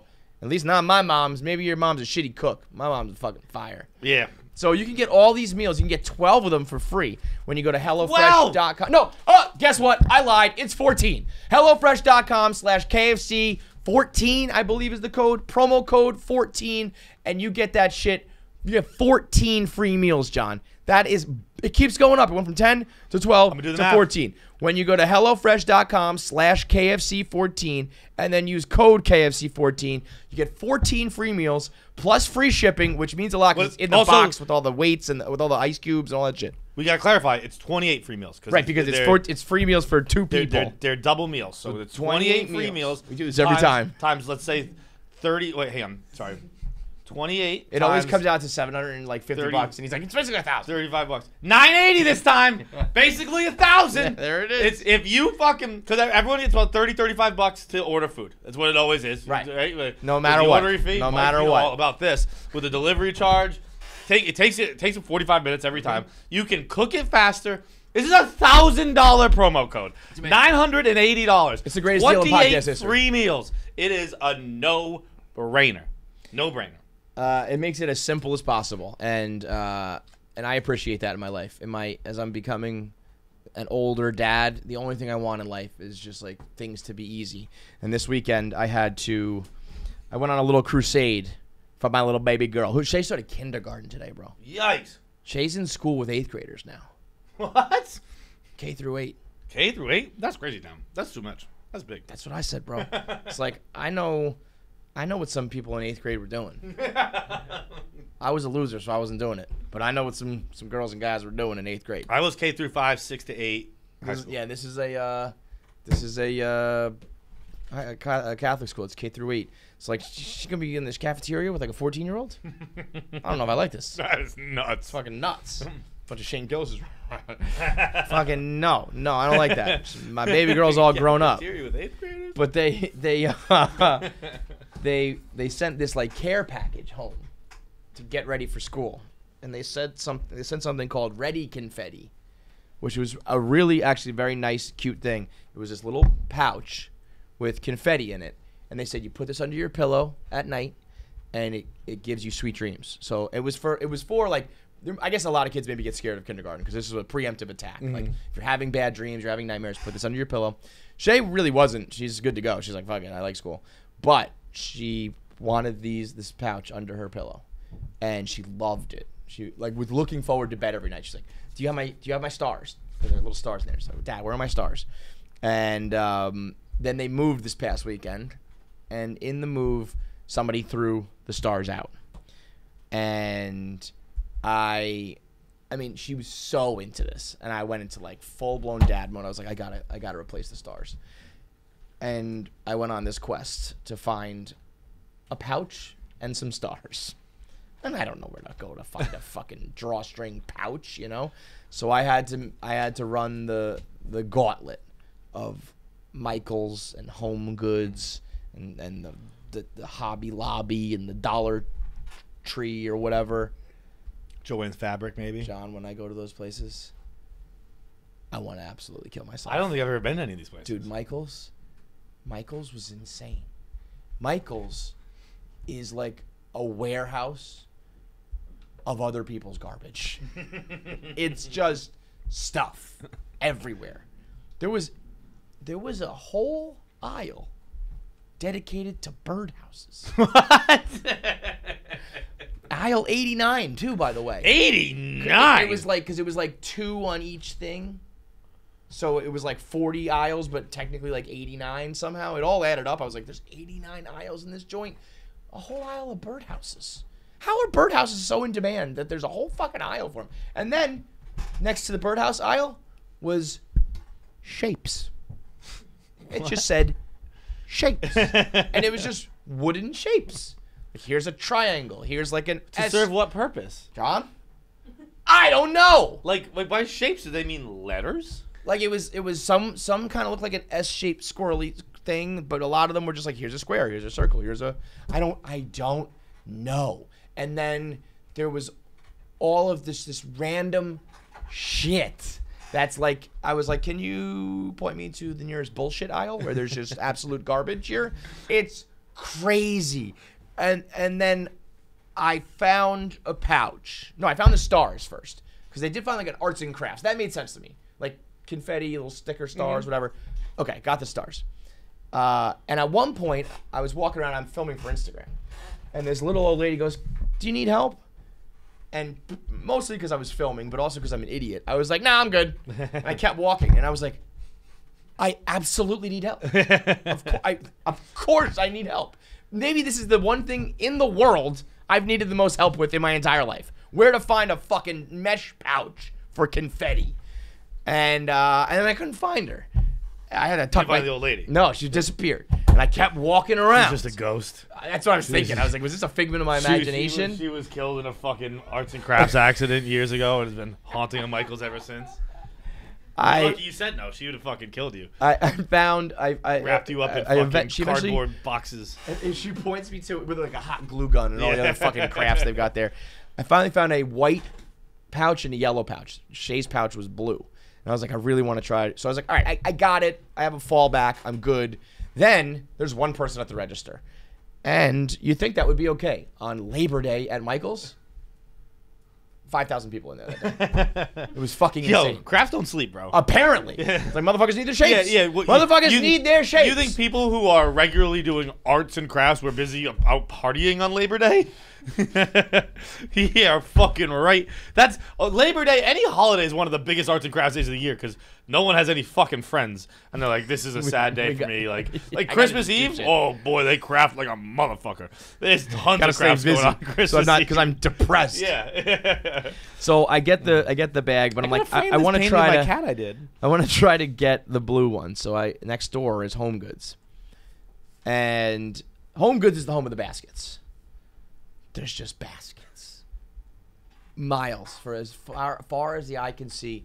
Baskets on baskets on baskets. Where it's like, you got to get a big basket to put your little baskets in there. And then you have to have the tiny baskets to put inside the little baskets. And then you put all of that inside one gigantic. The amount of stuff that you buy at Home Goods that you then also need to buy some sort of container at Home Goods for the stuff you just bought because you need to organize it at your home. Like, why not just not have this shit in your house? It's all just one giant warehouse of things you don't need, and then the containers or the places to then store them, rather than just not having this shit. And I see this woman, and Home Goods didn't have the AC on. I walked in. You know, usually when you walk into like any store, it's like, you get that good AC. Even just walking by a store is yes, nice. When you walk by an H&M in Manhattan in the summer, it's like an oasis in the desert. It's like, oh my God, that burst of cold air. And I was waiting for that, and I was like, it was so hot I could taste Home Goods. And this time I'm like, I'm not even fucking looking around this joint. There was way too much going on there. And that place has like real furniture and shit. So I wanted to be like, all right, where's your garbage aisle? I need to find like your trash. And I walk up to this girl and I'm like, I need like a party favor bag, a little mesh thing. You know, put it in, pull a little drawstring at the top. You know, I'm literally doing this. I'm trying to be cute. And she looks me in the eyes and she's like, nah, we don't have that. And I was like, I wanted to be like, you're right. You don't. You probably don't. But you just fucking lied to me. You didn't actually know you don't have them. It wasn't like they're already sold out, or like, we know we didn't order them. It's not like you know what I'm talking about and you know for a fact you don't have them. You just looked in my eye, saw the struggle, saw the crusade I was on, and told me like, which I get. Definitely. Kevin, I would have done the same. Kevin, I did this the other day. I lost my sunglasses, and I called the bar I was at, and guy answers. He's like, "Hey, let me go look for you." That's a great one. Put the phone down. 2 seconds later, now I don't have them. No, he put me on hold for 12 minutes. Oh wow. And just never came back. Oh. So I hung up and called back. I was like, "Hey, I think I got disconnected." A different person answered, and I was like, "Hey, I think I get disconnected. I think I left a pair of black sunglasses there last night, and I was just wondering if you've seen them." And she goes, "Nah, I haven't seen them." It was a woman this time. It was a complete different person. She goes, "Nah, I haven't seen them." And I was like, Respect it. I was like, you did it was Not even a seamless. shot. Like didn't even consider pretending. Like you put the phone down, stand there for 30 seconds, and go, nah, not in the Lost and Foxhound. Right. Lost Like, and just Lost and found box. Lost and Foxhound. I got quickly before we get into Emily. So I have 3 quick like ordering food situations. Okay. First one, I call this place. I order a pie for lunch. Right now I'm on this kick. I get a white pie with peppers on it. What are you saying, pie? Pizza pie. I order pizza. Yeah, that's a thing. I don't know. We say pie. We get a rhubarb I pie. got a pie with Mario. Just fucking suck my dick, all right? So I get a white pizza with peppers in it. And so I got to order that, like, you know, kind of separate. So I call this place. And I ordered it at 1 o'clock. And I just totally forget about it. I was, like, still moving the kids into the house. I was going home. Totally forget about it. Dinner rolls around. I haven't eaten. I'm like, oh, I want that pizza. I'm like, oh, wait a minute. I fucking ordered a pizza like 5 hours ago. In that scenario, would you call up? What would you do in that scenario? You probably just wouldn't go to the same store. But if you wanted that same pizza, what would you do? No, I think I just call again. And what would you just pretend you were a different person? Yeah. Yeah? Yeah. Okay. No, I wouldn't say use the same name. I'd be like, hey, it's Timmy. So, You pick up? yeah, I had to pick up. Yeah. Oh, yeah. Different name. Easy. So, because it's a weird order, I think they were going to know. I got paranoid that they were going to know. And I was like, I don't really want to pay for 2 pies. So I said, hi, I ordered a pie earlier, but I'm sorry, I totally forgot about it. It was almost like old school, like, what do you recommend I do here? You know? And they were just like, oh, it's still here. You can come get it. And I was like, I don't want that one. well, that's like 6 hours old. And they were like, I didn't say that though. I said, okay. And you just went and got And I it? said, can you throw it back in and just heat it up for me? Because then I'm also thinking, like, I reheat pizza that is a day old, and I'm happy. This is only a few hours old. So then I go, and I get it, and I walk back, and I open it up, and it's, like, black because they, like, cooked it well, and they cooked it again, and totally, the whole experience was ruined. So that's one scenario. That same place, I called the next day, doing the same thing. They kept going, El Baccio, please hold. You know, and sometimes they just, like, put you on hold, except they kept hanging up. The girl must have just been putting the wrong button. So it was like, click. And then I called back. And they were like, oh, about you, click. And they did it like 3 times. And then eventually they were like, you know, like, sir, like, please hold. And I was like, you're hanging up on me. You're hanging up on me. Every time you're hanging up on me. And I was like, stop doing that. I mean, that was not your fault at all. No, but then now I'm like in a fight with them because I'm like, hang on, don't push the button. You're pushing the wrong button. Because they were I'll so hold. fast. Hit the right one. She was like, about you, please hold. And I was like, about you, hold the wrong button. You hold the wrong button. And then my third one, tell you the other day, I said, can I get chicken quesadillas?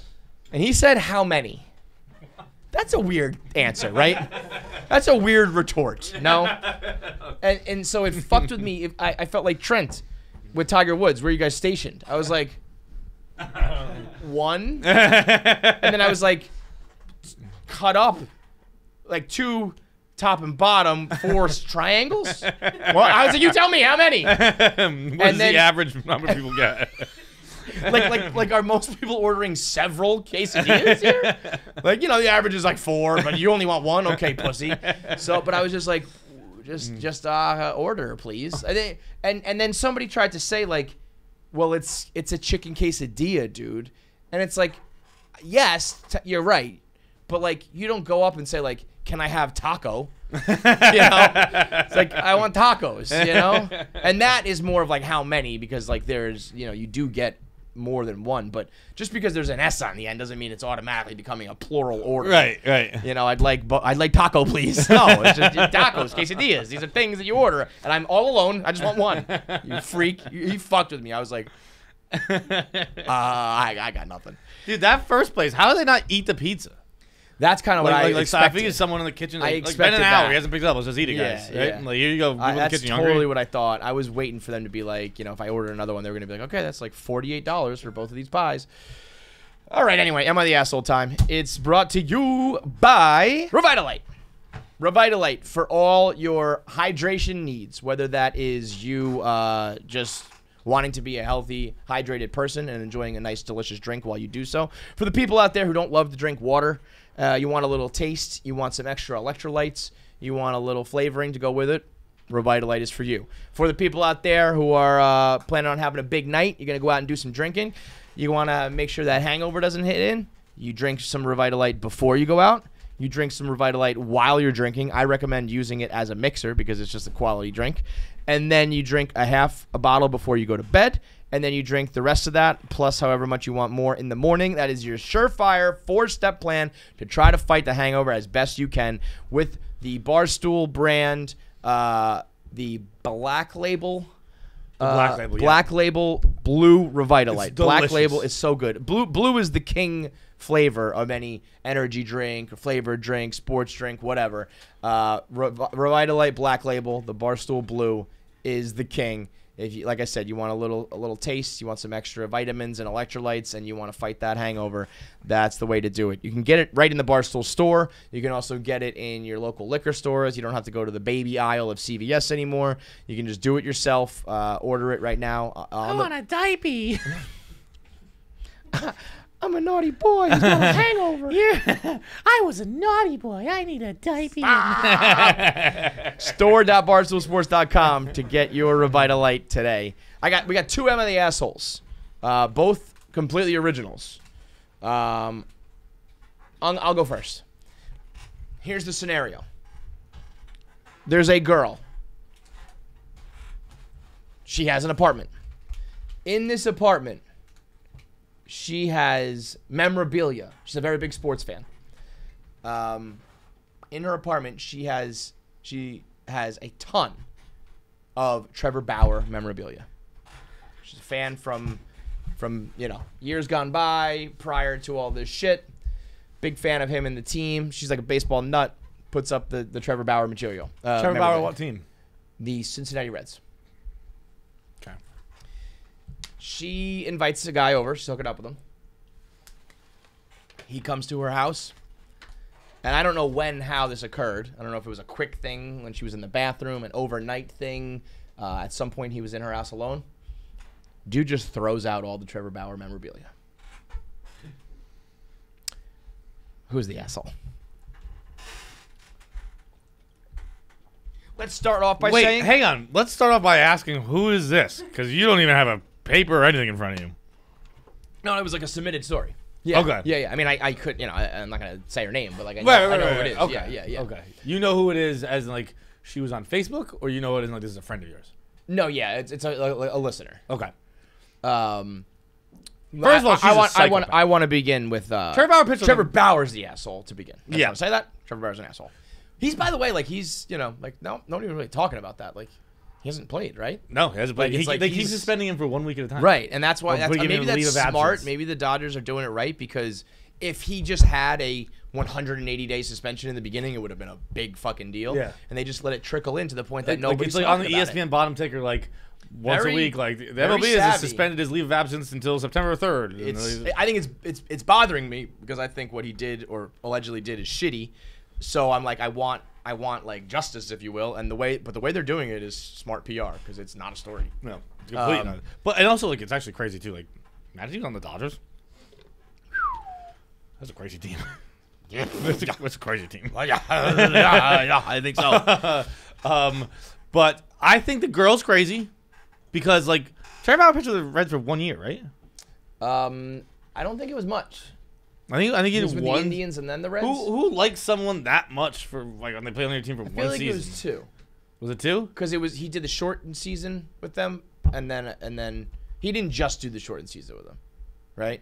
He definitely had a full season with them, and then the shortened season. I thought he was like going on his LeBron shit, doing like 1 year deals. He did 2019 and 2020. Yeah. So the 1 year and then the shortened season. Yeah. Okay. Which it's a little bit better, but like, and you can't become obsessed with a player in 2 years. I might have, I don't know if it was a lot. He just had some memorabilia, so maybe it was a jersey. A total of 21 games for them. Yeah, that's not a lot. That's crazy. Not a lot. To be like, I love this guy. I'm gonna get like, posters and shit. So maybe she gets a jersey when, like, they got him, they acquired him. They're pumped about that. He gets this Cy Young, so maybe she had like some Cy Young memorabilia, and let's say she had like an autograph. It looks like there's 3 things. Yeah, I mean, like it's that also that's still a little strange, just because again he pitched 21 games. Yeah. And like it's the Cincinnati Reds, so he was kind of like. But no, but in that time, Trevor Bauer like wasn't even in the league according to me. Think about this though. If I got something Lindor when we signed him. Yeah. And then if he won an award this year, and then next year, I don't know, I somehow acquired like an autograph or something. Like it's not like I don't know, not crazy. It's not crazy. It's a little. But what is crazy is just going into someone's home and throwing out their property. Yeah. Yeah. Yes. That's it's. Yes. He's been like that's. I'd make fun of it. I'd point it out. I'd be like, this is. Well, see, I don't know if I'd make fun of it. I'd explore.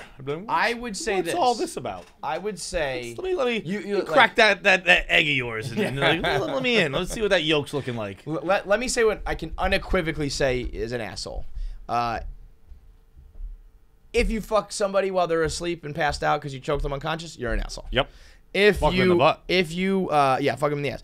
If you punch them repeatedly, like in the ass and the stomach and the face Pussy, and stuff, right? in the pussy, like to the point of they're bruising and like in pain, and it's like beyond what they ask, you're an asshole. If you walk into someone's house and throw out their belongings, you are an asshole.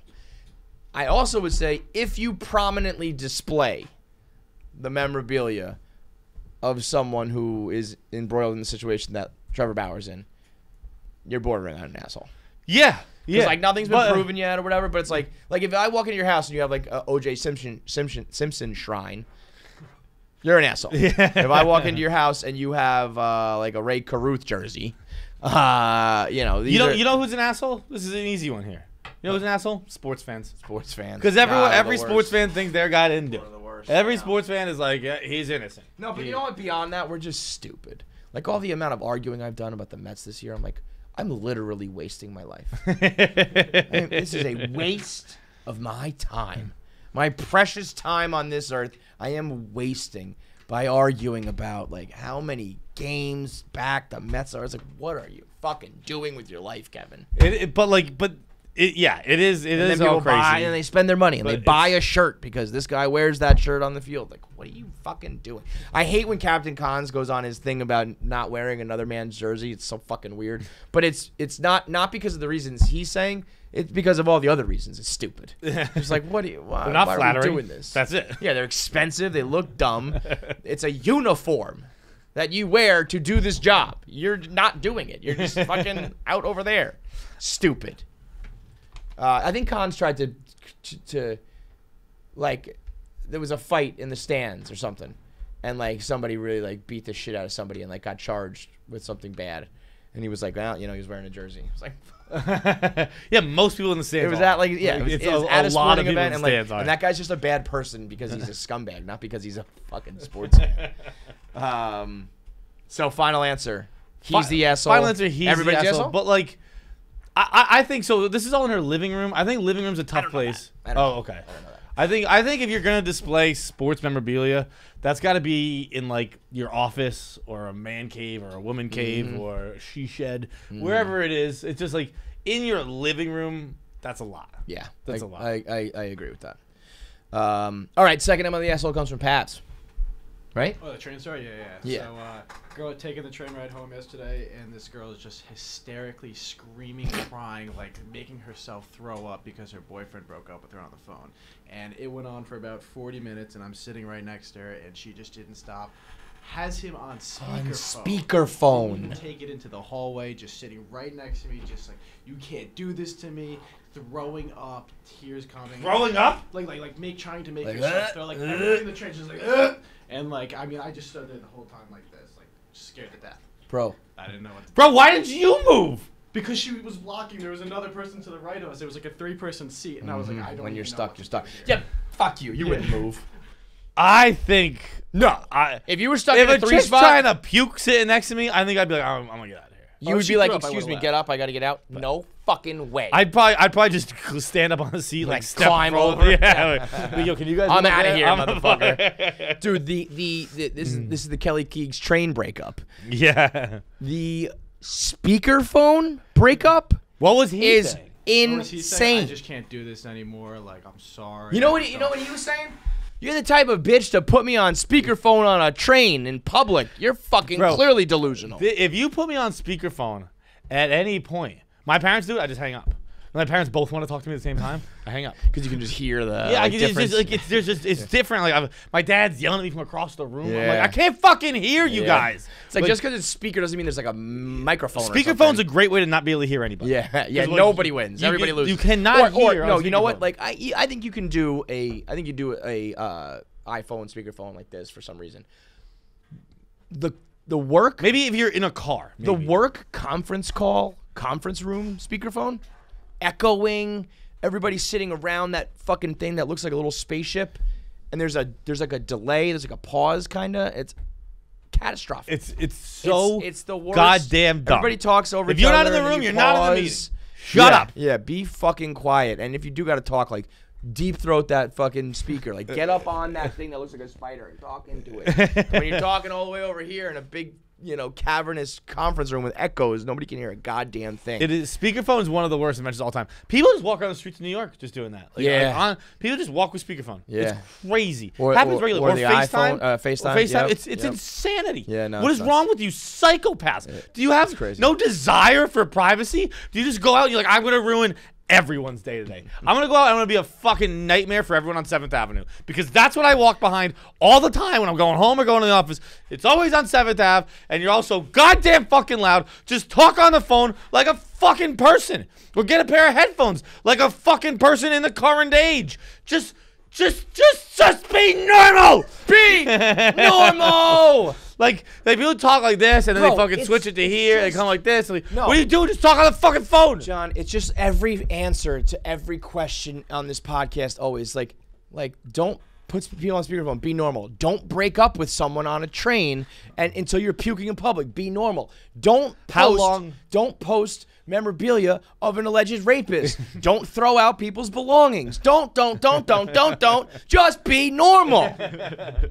Nuts. But it also is funny too when you think of like alleged rapists and stuff like that. Like if Bauer's in the league 10 more years, it'll be okay. Absolutely. Like Kobe's everywhere. Oh, Kobe's a hero. You know what Bauer's got to do. I like Kobe. You know what Bauer's Kobe fan. You know what Bauer has to do. That. Kobe's in that weird way. Like I don't know if I can say he's a fan. I'm a fan. I also don't know if I can say I don't like him. It's kind of just like.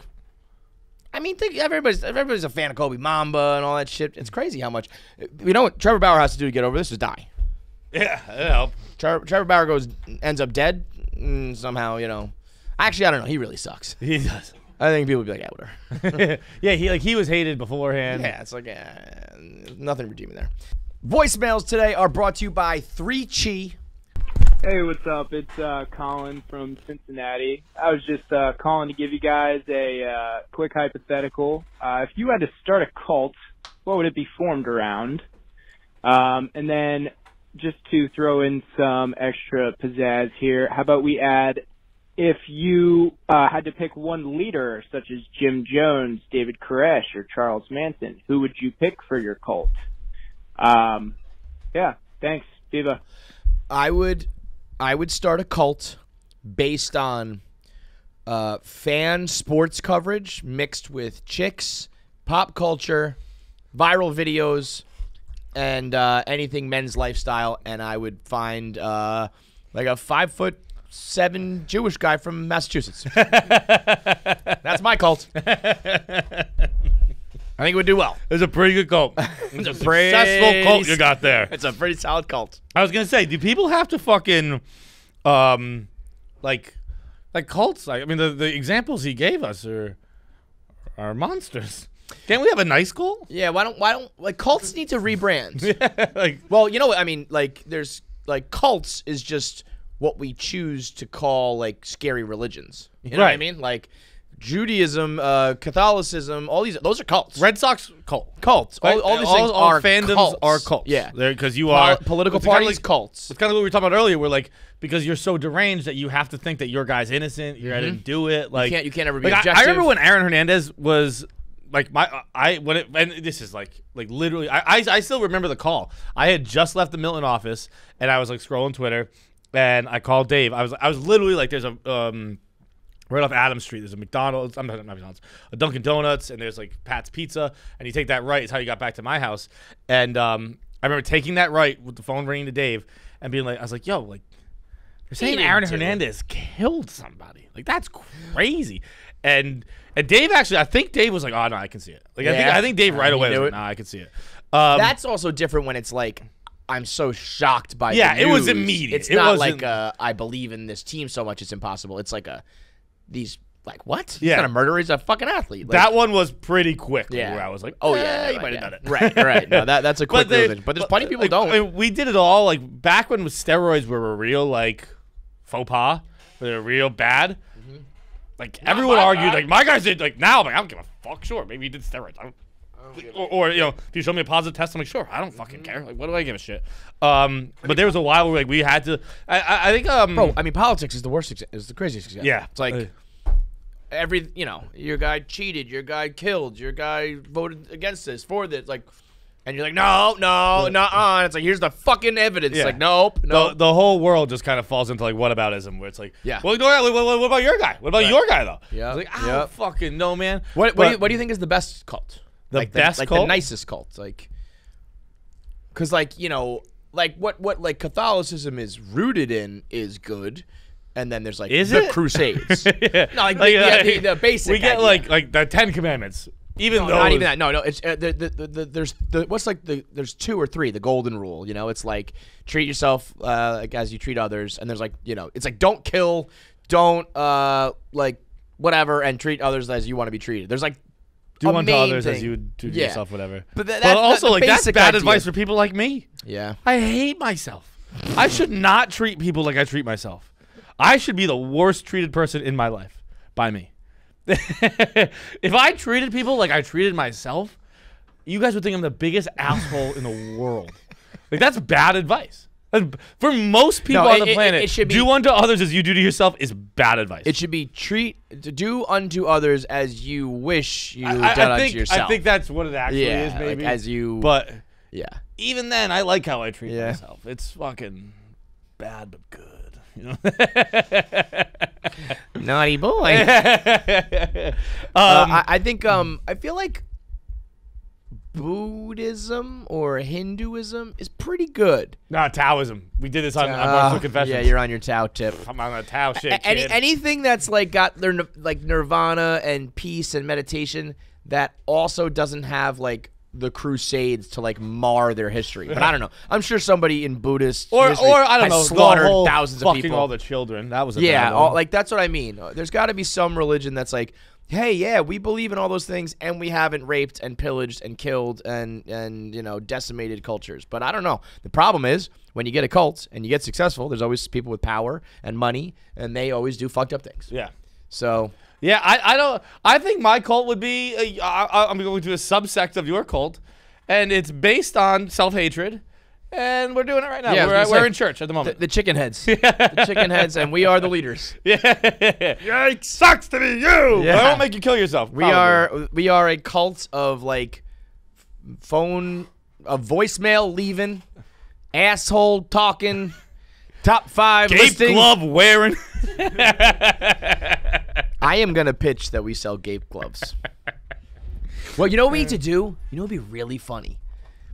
Is if this needs to be like undercover, so nobody talk about this.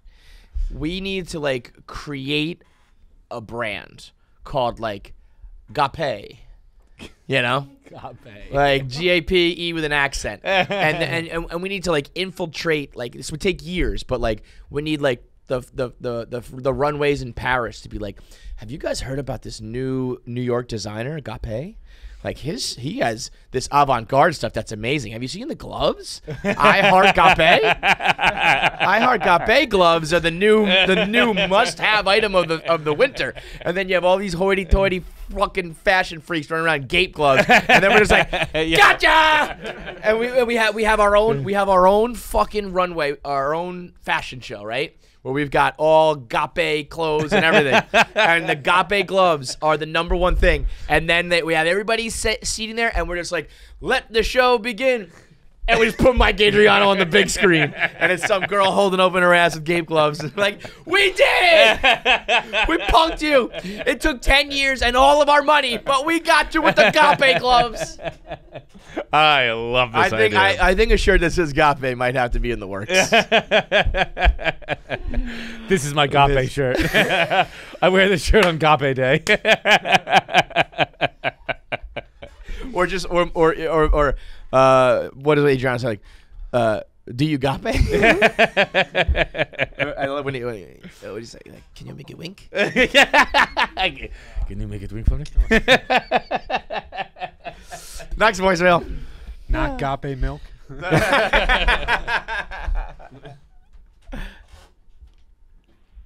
What up, KFC, Fights, Nick, Jackie, everyone? Got a question for you. I want to get your thoughts on something. So, I'm normally not one of those people that, like, takes those crazy, quote-unquote, like, conspiracies or just different weird thoughts people have. I never really take those too seriously, but there's one that is just really fucking with my head. And obviously it's not true, but it, like, gets you thinking. The question was, what if rocks are soft and, like, squishy and pliable until they're touched, and that's like a defense mechanism, is like hardening up so that nothing happens to them. Again, no, it's not true, obviously. But, like, what if it is? So my question for you, one, what are your thoughts on that? And two, what's, like, the most outrageous question of that kind of sort where it's like, you know it's not true, but it kind of makes you think. What's, like, your favorite one of those, or which one gives you the most thought? Well, that's like the original birds aren't real. What if rocks are the toys in Toy Story? Is that his question? Yeah, basically. They until human interaction comes. Well, it's not like that. It's almost like, because there are things in nature that's like, you know, when you camouflage yourself, you put out your spikes.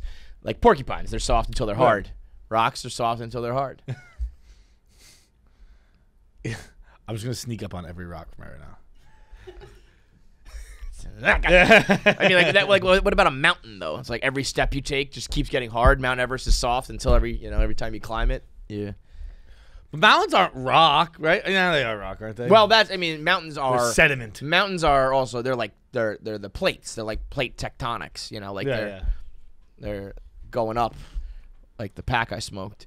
I don't even know. This is your world. This is like I don't even know what one of those like. Well, like birds aren't real. Birds aren't real. Birds are government drones. Yeah.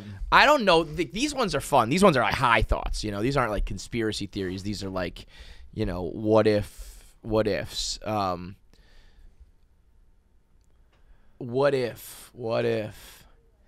There's got to be something going on with trees. Oh, proceed. Like trees, man.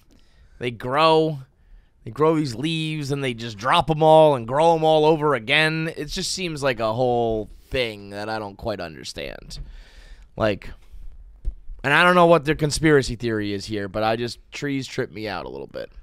Like when I found out, I think there's like 121 trillion trees or some shit like that. I was just like, oh, who gives a fuck about the rainforest? There's so many fucking trees. And, like, they would just be, like, everywhere if we didn't, like, cut them down and live in places and shit, right? Like, the whole world would just be trees. I guess. No, because the whole world, but, like, you know, deserts and shit don't have it. But, like, I don't know. I'm talking like an idiot here. No, I'm not making sense, but there's just something about trees that fucking my head starts going, and I'm just like, yeah. And trees saying the same thing about us. Like, what's the deal with their hair? Like it grows and then they cut it and it grows back. Like, I do think about like when they say that like trees are a living thing, and like I know what they mean, but I'm like, what if they're like alive? You're describing The Happening, one of the most hated movies of all time. That movie by the sucks. way, I only saw it once in theaters. I didn't hate it. It was fine. no, it's terrible. It's terrible. John, it's terrible. I saw it one time at the Jane Pickens Theater in Newport, and it was fine. It's not fine. Is it? All the trees are poisoning us? Yeah.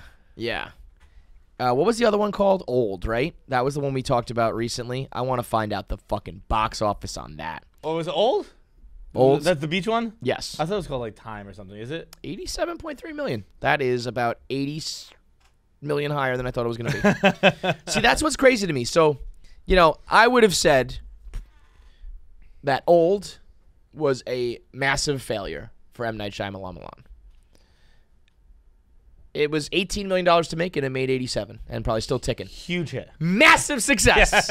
Like, I mean, not you know, in the scope of movies. I mean, you made $70 million. But that's what I mean. Like in the scope of the world, huge success. Maybe not. Like, in the movie world, maybe you wouldn't categorize that as, like, a major hit. But it's like, this dude did something that produced $70 million of profit. Yeah.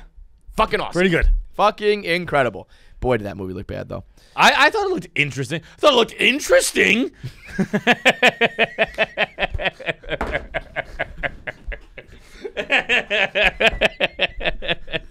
That was well delivered. Have you watched the Megan Fox movie yet? No. Fucking watch it. Why? Because I want you to. Have you told me to watch it yet? I've been telling everyone to watch this fucking Megan Fox movie where it's crazy, dude. I don't think you told me to watch it. I did. I did. I told Bob Fox to watch it. He watched it finally, and when he did, he said it was awesome. I told you months ago. I don't know about this. I'm gonna 7/4/21. Megan Fox new movie is fucking wild. That's not watch it. July 4th. I told you to fucking watch it. Oh, the 4th of July.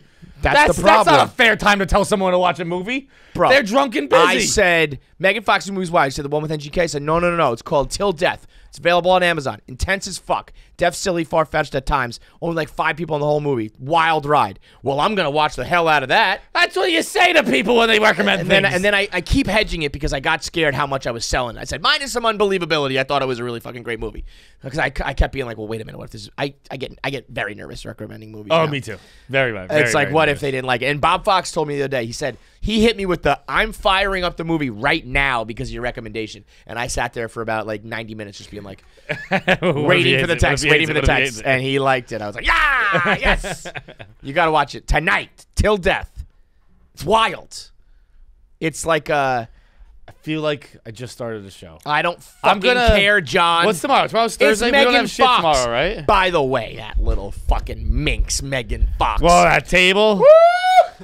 I would go. I think sometimes it gets a little try hard. Okay. You guys have sex. Congratulations. Let me You're tell you having something. sex, not inventing it. Can I tell you? I'm so happy you said that. Because when I started this take, that was going to be my take. And then as I stood up and I just hollered like a siren, by the way, I watched Nick turn around like, what the fuck was that noise? I said to myself, am I really going to be the guy who has a problem with Megan Fox talking about fucking right now? And I didn't want to look a gift horse in the mouth. I didn't want to ruin a good thing. But now that you said that, I am on board with you. It's like think about if we did that. It would be like, okay, dude, so you fucked a girl on a table. Like, shut the fuck up. First of all, fucking on tables sucks. Yeah, that table did not look good to fuck on. Bro, it looked like my knees are gonna hurt. Dude, my knees are gonna be in so much fucking pain. You can't fuck anywhere but a bed past 30. If you're over 30 and you're fucking on the floor, bro. Oh, on the couch, you're falling in between the cushions. You're on the ground. Your knees are hurting. Her back's rubbing. You're getting rug burns. Your back hurts. Your pelvis is in pain. Beds. Fucking on beds. That's it. And in that, first of all, agree 100%. I think I last tried to fuck on a bathroom floor when I was like 27. Never on a bathroom again. On the tile? Bro, oh. I was I might have been even younger than that. 'Cause I was in a hotel where it was like my friends were in the hotel room too. So like trying to fucking, you can't fuck on a fucking floor. You gotta be a little bit of bounce and give. Oh boy. No, that hurts. That hurts. I mean, this is. It hurts. It hurts so bad. It hurts. It hurts. Like for real. No, I can't try it. Try it right now. I fucking can't. It hurts so bad. It hurts so bad. And now, I got the jeans on too. And now start moving. I hate it. Don't they torture people like this? They make you kneel on like a thing of peas, Bro, right? this is so painful. It hurts so much. And then I can't even get down. I can't get down. Ow. Because in order to get listen, in order to get down, you gotta put all your weight onto one side. It hurts. And then I hit my shit. Yeah. But congratulations to Megan Fox and MCK. Was the fuck is that? Was that a good time for you, Megan? And Colson? Did you have fun on that marble table? And think about this, John. I sat in my lunch. John, think about this. Another thing that happens when you fuck on tables, you sit in your lunch. Think about this, John. Think about this. Think about what we just did, right? Think about if there was a generally accepted, like there's a reasonable expectation that girls are supposed to suck your dick on their knees like that. That's insane. If there was ever like, get on your knees and eat me out, I'd be like, get me a pillow, bitch. How about you stand up on the bed first? That's the only way I'm getting on my knees. Yeah, a second. My hockey bag's in my room. I'll go get my fucking shin guards. Yeah. I mean, that's like, I'm going to be bruised up from that, man. Look at that. Yeah. And also, despite the fact that how difficult it is to fuck on a table, as we've clearly demonstrated, two able-bodied men.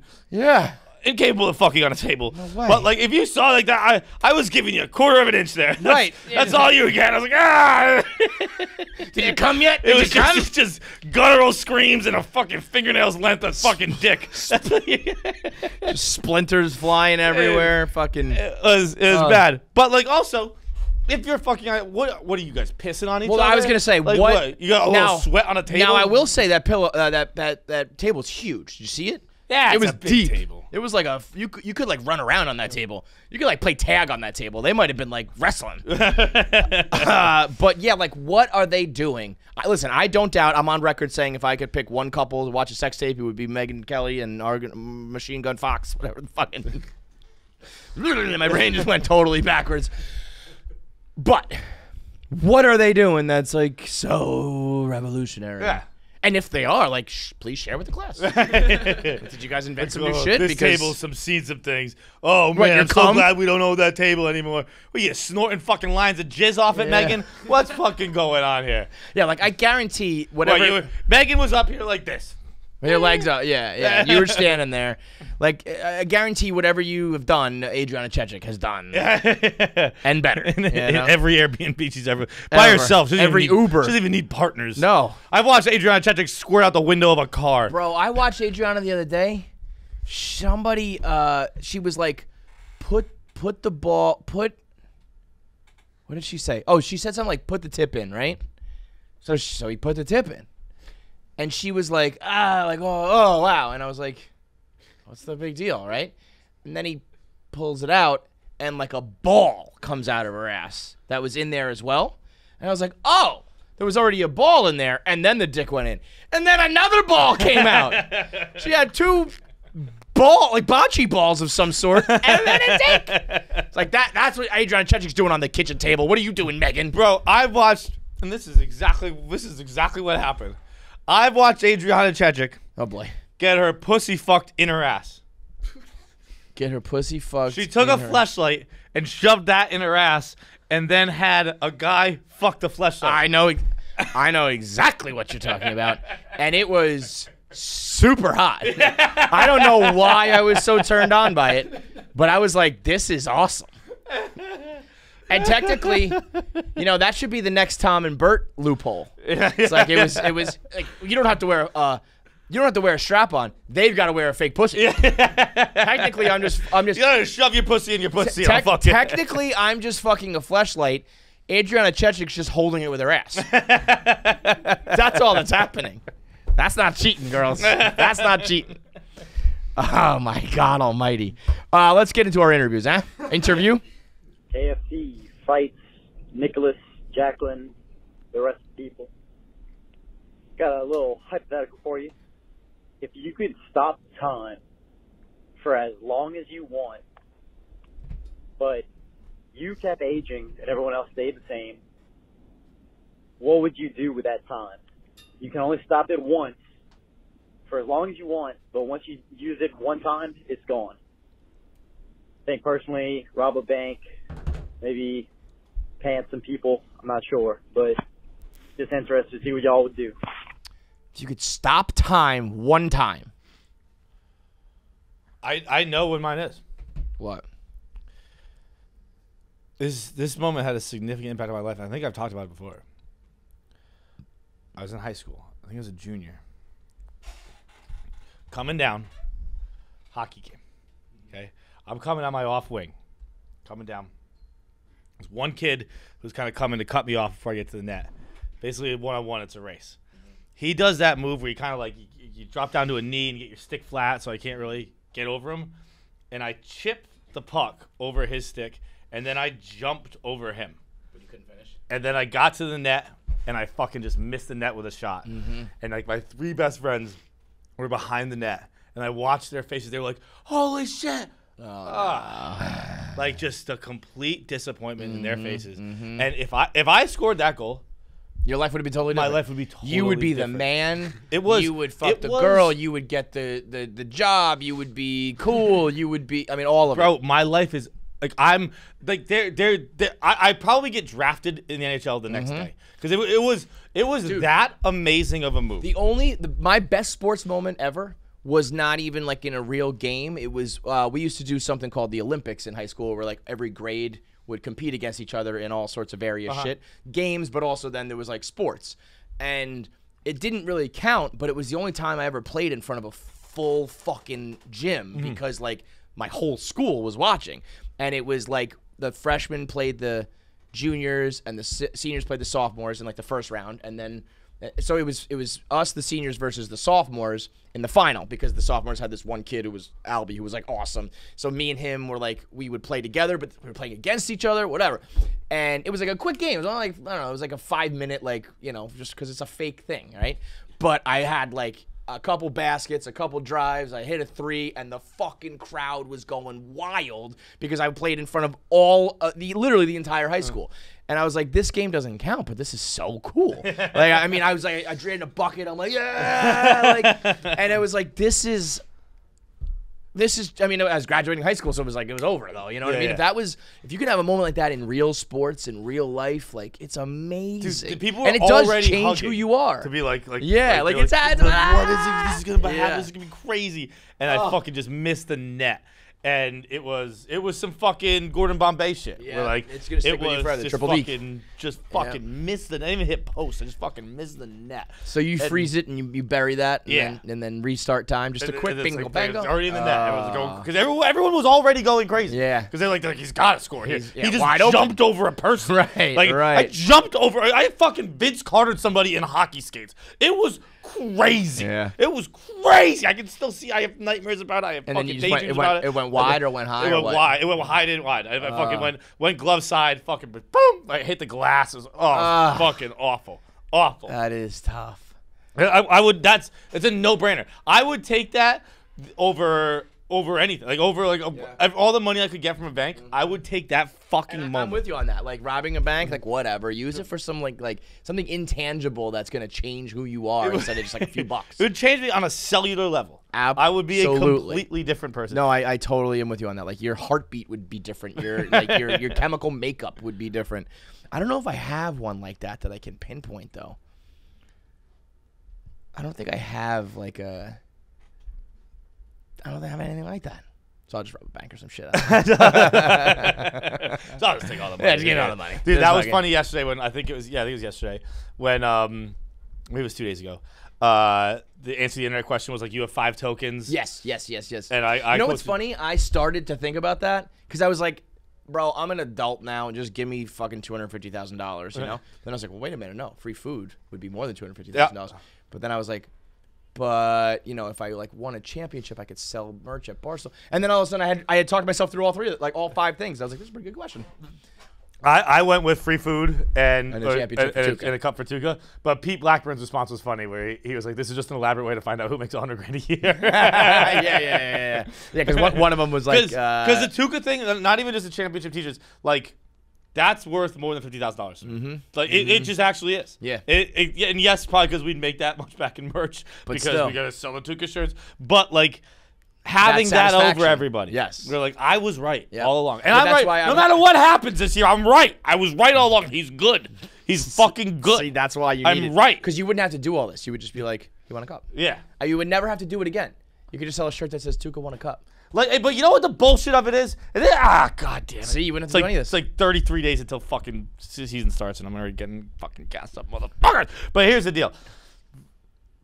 This is, like Henrik Lundqvist gets chirped for not winning a cup, by other fan bases, Yeah, and that's not fine. his own fan and that's base. fine. Yeah. But his Rangers own fan fans base defend him. wanted him to get a cup. Like they rooted for him to get a cup. Yeah. I think the Boston Bruins fans do not want Tuukka Rask to win a cup. Absolutely. That's insane. Bro, it's like That's Frank with the fucking Mets. Like you're insane. rooting against the fucking team. If Tuukka wins a cup, the Bruins win a cup. So why the fuck would you root against him? People are like, he's I not don't want to we be don't- wrong because people would rather be right and lose than be wrong and right. It's Wrong and- insanity. whatever. Yeah, well, I know Wrong what and you win. meant. Yeah. It's sickening. It's a cult. Sports fandom is a cult. I think I said I would give me a sports championship.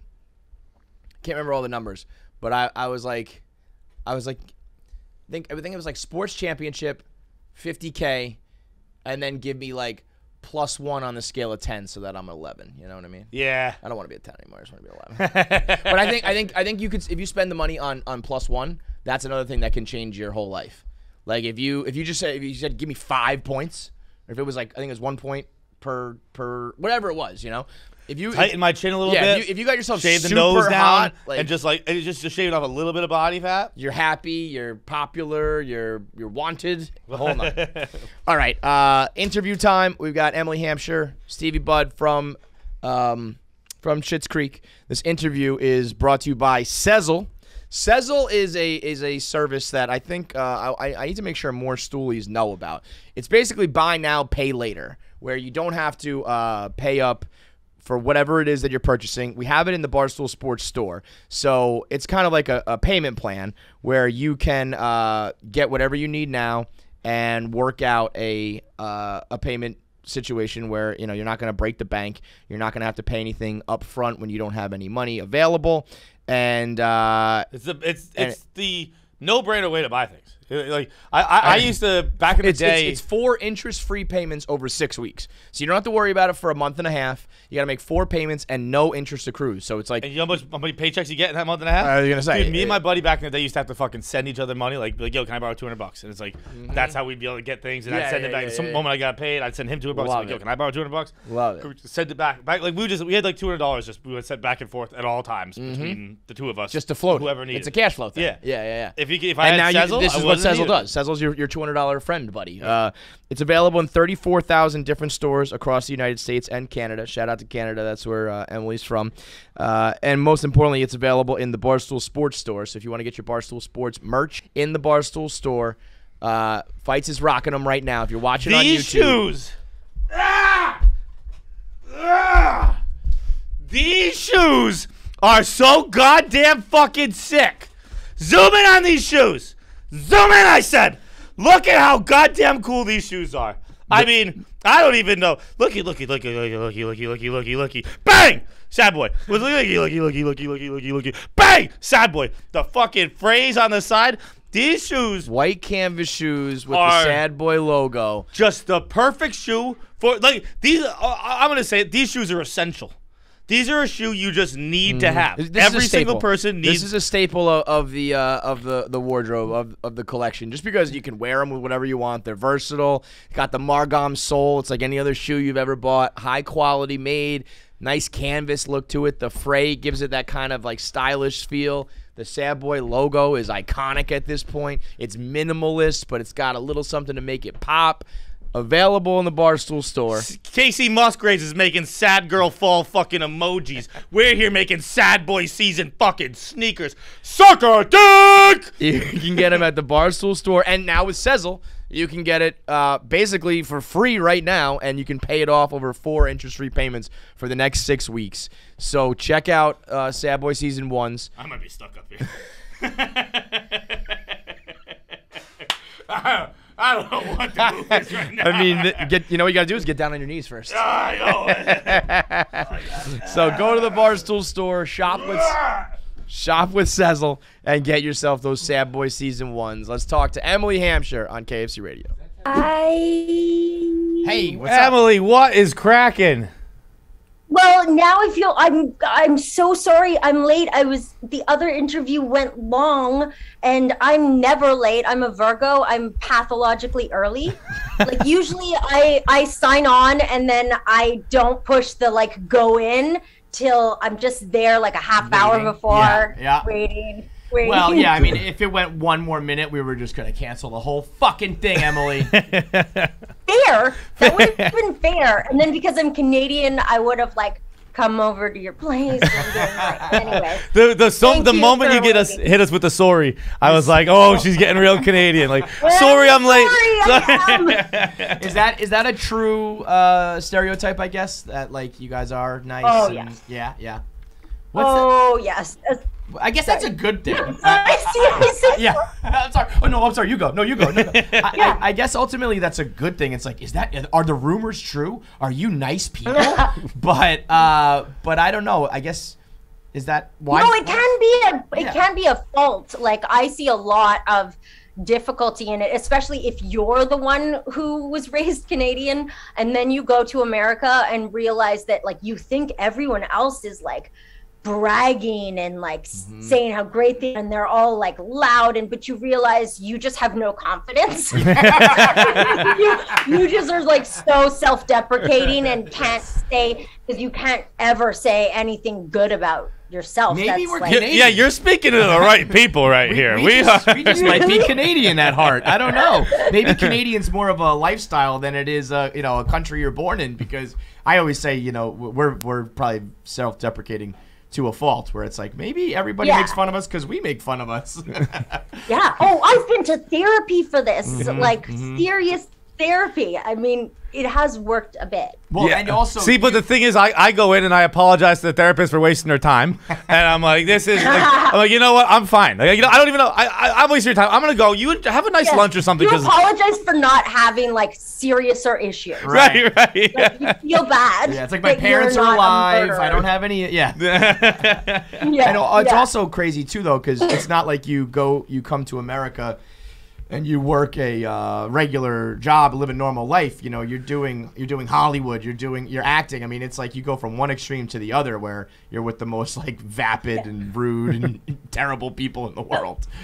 Yeah, but the worst is that when you come back for Christmas and you go to a Christmas party, even when everybody's like, oh, Hollywood, you think you're like, they think that you think that now you're something. And then you don't. And then you have to insult your own work, and you're like, no one even watches that super popular show. Right, like, I don't know what you're talking about. You're crazy. That's like nothing. Oh my God! Yes, you are Canadian. Where are you guys from? I'm from Massachusetts. I'm New York. Okay. I don't get you guys are Canadian. I don't know, because knowing that thing. Yeah, you have to like overcompensate for people assuming. The only other thing though that is contradictory to that is when you're a Canadian actor and you move to LA, you work so much more at home because they're like, oh, they must be like big time now. They moved to LA. And so when I first moved to LA, I basically didn't stop working in Canada after that. So I was just paying rent. That's the making life. Canadian seashells. Well, but what's crazy for you guys too, I feel like you became Canadian like icons because of this, like because of Schitt's Creek. Like it's it's such a cute, unique thing that everyone's Canadian, and it was like this mom and pop production that then became sweeping the awards and all that. But it's like it was like you were doing it for yourself and your career and for the writers, but it felt like you were like doing it for your country, because so much of it was it was like the two things about Schitt's Creek was like how funny it was and how good the writing was and all that, and that it was Canada's, so that was like, oh my God, this is that country's TV show. Yeah, well, it's funny that when Dan and Eugene went and pitched the show, they pitched to everyone. No one wanted it. Only Canada on the CBC. And it was so fortunate because they got to make the show they wanted to make, which I don't know that if they were on a big American network, they would have let them do that. Right. I know even in network meetings, a lot of the time there's these day-long discussions about a gay couple having a kiss and when it's appropriate and how much is too much. And so there was never any of that. It was always about just like telling the story they wanted to tell. And so I do think that was really great about it. that it just ended up like that. I think you mentioned no one in America wanted us. You mentioned the gay couple kissing. I think one of the more like powerful statements I've ever really read about that was an interview with Dan, and someone asked him, and it was not earlier in the show, but maybe it was season 3, something like that. And someone asked him when he's gonna have to deal with homophobia and a homophobic character or something like that. And Dan said something along the lines of, "This is my world that I've created, and I refuse to accept that. So that will not live in this world. It'll never happen." And I was like, "That's fucking awesome. Yeah. That's such a that." And to your point, probably American, major studios would probably be like, "Look, this is something he's gonna have to deal with. You have to write it in." And he's like, "No, I don't accept that, and I will not do it." I probably would have. I remember at the beginning of the show, Dan had a mandate that there would be no homophobia in Schitt's Creek, and the town and the townspeople would never be the butt of the joke. Those were his 2 things. No, any of the shitty isms, no racism, it just doesn't exist there. And what a brilliant way, because I would have thought, like I think a lot of people, if you want to show issues and stuff, you show the struggle and whatever, and no, you just show a world where it doesn't exist and it works perfectly. Yeah. Nobody misses it. Right. Yeah, I mean, like, the town became like this little, like in a little snow globe where it's like, wow, wouldn't it be nice to live in that little town and live that life, because it's so wonderful. Yeah.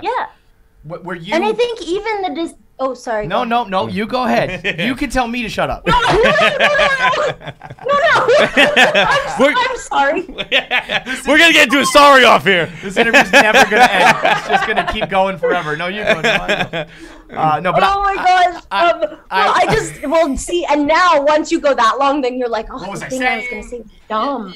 This is dumb anyways. But I was going to say that I think even the decision to think about not making the small town the butt of the joke, which usually people are like, oh, those dumb yokels, and it wasn't. It was them that was the joke. Right. I thought that was so special. He does walk it a little bit, and one of my favorite jokes in the show is in episode 1 when Dan says he doesn't feel like being the victim of a hate crime, so he doesn't want to go to the tailgate party. That is funny. Did anybody ever think it was going to be what it became? No, I don't think any of us thought that, but I think we thought it was going to be bigger at the beginning because we signed on to a show with Catherine O'Hara and Eugene Levy. Right. Who, we thought this is, and the writing was great and whatever. And, it came out and it was medium big, medium, it wasn't a big out of the gate success. But what I love about that is CBC let us continue to make the show, which I don't think any other network, if you weren't making the numbers and stuff like that, would really support you all along the way to get to make 6 seasons of a show that wasn't like a hit. But we loved it, and we thought it was so special. And so kind of the best thing ever was for it to end, and we all loved it, and me and Annie and Sarah, we were like, the show's done now, the offers are gonna come rolling in. And we're like, tumbleweed. Are you getting any? Does any casting director want to see you? Because no one wants to see me. And then all of a sudden it was this kind of sensation, and I think it was also going onto Netflix, right? That was it. Yeah, Netflix is where I started watching. And that was a slow thing, but I really think it was everyone in quarantine, wanting something with a genuine heart that still didn't sacrifice its funny for that. Yeah, that is the thing, to be funny because heartwarming and loving and all that can kind of be corny and kind of be soft and like a little bit lame in certain ways, especially humor. A lot of people want edgy humor or whatever. And so it's almost like being a clean comic in a way. It's like, if you can do it and be funny that way. Yes. That's really impressive because you're not leaning Totally. on sex and whatever other tropes that you can't. So it's like that's the hardest thing to do. That's why Schitt's Creek and Ted Lasso is another one on Apple TV that I think is like so good, and like in pandemic it was like what people needed while still being like, oh, this shit is funny. Do you think that you guys kind of changed like the landscape of TV? Because for 30 years, I've always like it's been the good shows, the big shows are like the anti-heroes. You know, the Sopranos, the Breaking Bads, the Sons of Anarchies, like things where like they're bad people, but you're still rooting for them. And you guys were the first show. I've actually given credit to Ted Lasso as well because of recency bias. That's the one on my brain. But like, I think you guys were the first show where I was like, okay, these are just genuinely good people who are funny and are and like a lot of funny shows, like Always Sunny is one of my favorite shows on television. But that show, it's a new world, not a new world, but it's a new beginning every day. Like however the every episode ends, it's just the same thing again. But you guys had like really character growth, and like everyone was getting better and becoming better people as the show went on.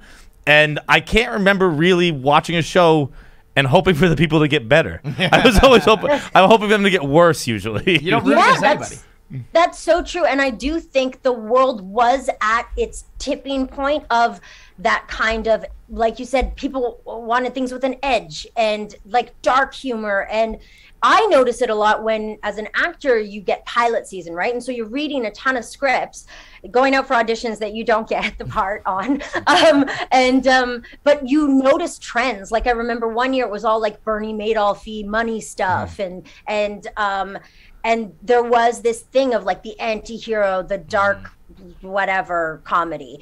And I think Schitt's did bring in a new kind of wave of kind comedy that you know, I think we'd reached that tipping point and the world changed.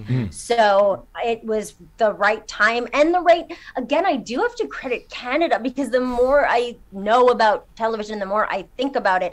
A show like Schitt's, I don't know that it would have been allowed to find itself like that without being canceled.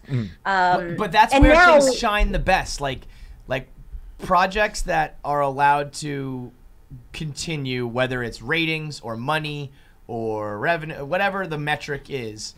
Like, when you do anything for those reasons, it can still be a success, but it's not going to be like its purest, well, it's going to be like best everything form. else. Yeah, right. Yeah, and because I noticed when I was pitching my own show that I'm doing, and everybody was like, we want something like nice and good heart, like Schitt's Creek, and we only want nice stuff. And what's funny is that when Schitt's Creek was going, nobody wanted that. And now what the new thing is not going to be what has just been. And so, but people are always looking for that, because that is such a easy, you think that is going to replicate it. success. Yeah.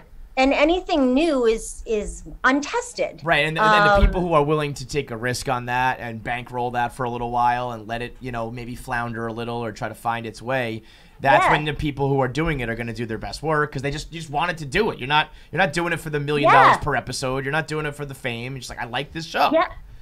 And you can tell Dan really felt that way, because he ended it when everyone would give him any money. Oh, right. Yes. Going. But he was like, this was the story. This was the whole story I wanted to tell. And as much as none of us wanted to end, even Dan, like, we genuinely really like each other.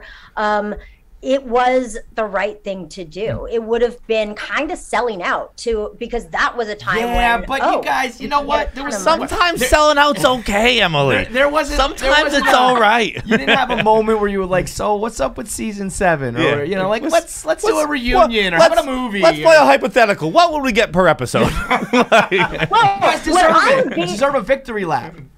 Yeah. What I'm very happy about is that we were finished when we had the Emmy sweep, because trying to go back after that, no one wants you to succeed after that. The bar is so high. Yeah, that's a great point, to go out on top like that. I mean, you guys won everything. That was insane for that type of production to sweep the way it did.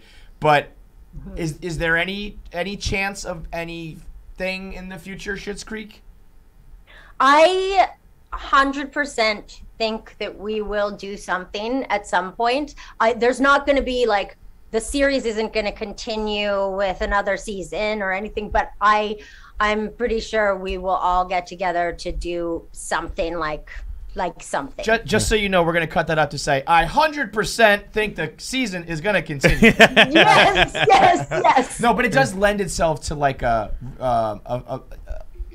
where, you know, if you guys get back together in 5 years, like to watch, like to think of what Dan would write, like, you know, these guys got married and you moved here and Alexis did this, or like if Alexis actually became famous, like, you know, a lot of the things that I think the characters could become. Would be you guys also do such innovative stuff. Like, I don't think I've ever seen a show do like a tour, or do like the live panels and stuff like that. I saw Schitt's Creek live in Brooklyn, and it was like, oh my God, you did? Yeah, it was so cool. Like, I thought the way you guys did that was like, I was like, every show should do this. Like, it was so fun, and you really could tell you guys either are really great actors or you do like each other, because you're all on stage like fucking around and just having a good time. Well, also for us, those tours were, I mean, for me, Annie, and Noah, and Dan, we were like, this is insane. Like, it's like you're a rock star. Yeah. Like, theaters like that. But you would think that Catherine and Eugene would be used to that. And they were like,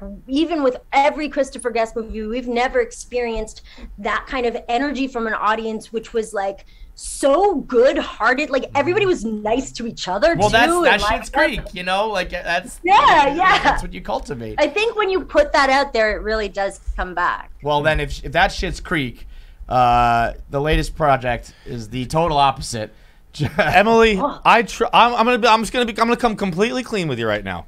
As a professional interviewer, I like to do my research, and I tried to watch Chapelwaite last night, and I put on the trailer, and I was too scared. I couldn't watch it. He told me it was 10:30. It was like 10:30. I was like, I gotta fall asleep tonight. I can't watch. I put on the trailer where I had it up on, I think it was on Prime or whatever. Like I could watch it on whatever. You know, I have like a Roku TV, and it was like watch the trailer. So I watched the trailer, and I think it was the full length where it starts off with Adrian Brody pulling worms out of his nose and then trying to slice it off his face. And I was like, I was like crawling on the couch. I was like, oh, no.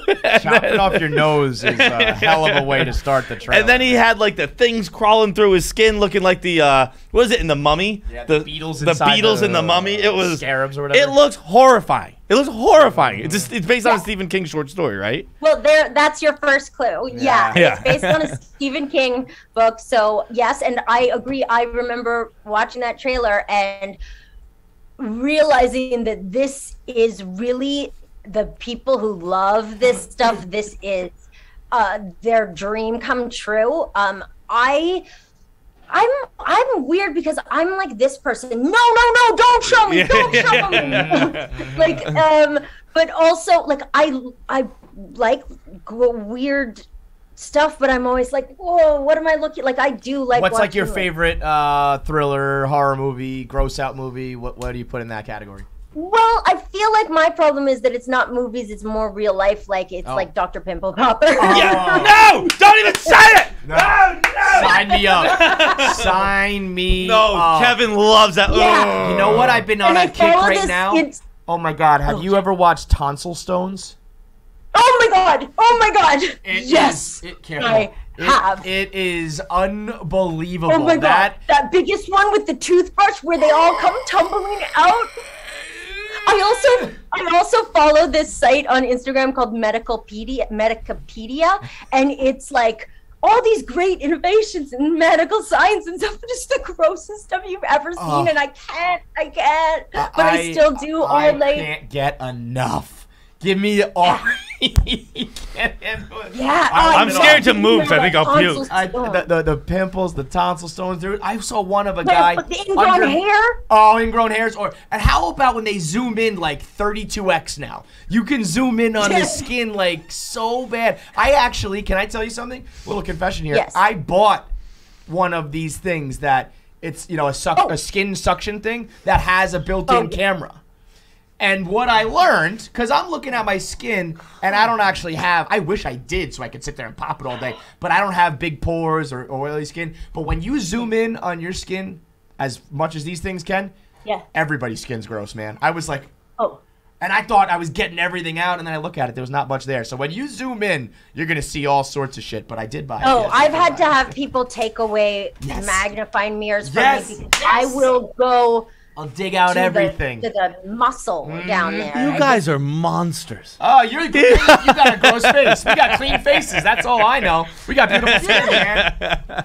I'm gonna leave scars on my face from doing it. Oh no, this this started with something I was scared of and turned into something I'm repulsed by. This is Well, so it is scary, but what is scarier to me is usually no, I was gonna say I'm usually scared by horror movies and fiction and stuff where my best friend finds it very strange that I can go to sleep to murder podcasts and I listen to true crime everything. And I think I'm not scared by murder podcasts because I'm like, if I'm going to sleep listening to a murder podcast, there's no way I'm going to get murdered. Chances are astronomical. Chances are insane.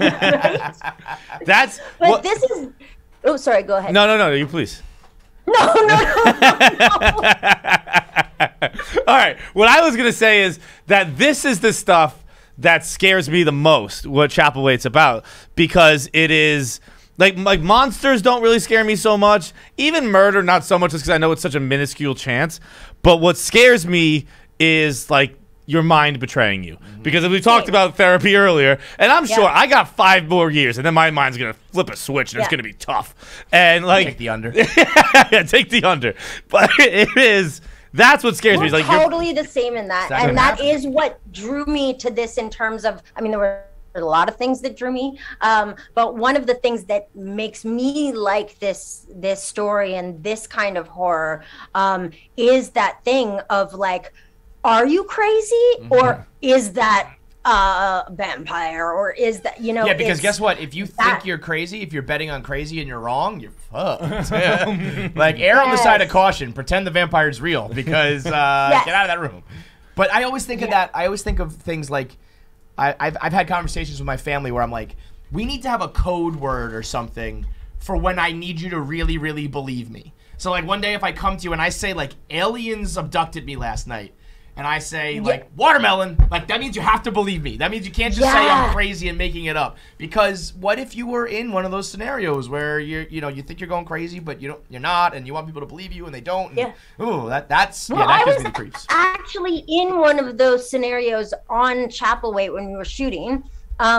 So I had read the short story Jerusalem's Lot that it's based on. And in that short story, my character's not in it. And there's a few additions. There's the worms and everything, but there's some additions. And then I started shooting and they were just doling out the scripts kind of episode by episode. And around episode 4, I was on set in the dark, because it's dark there, in my chair. And I looked to my left and there's a vampire there, like not a Rob Pattinson kind of vampire, like a terrifying, what you would imagine as a vampire if said vampire was like real. I didn't know there was vampires in this. I didn't, it wasn't in the book. It wasn't in the book.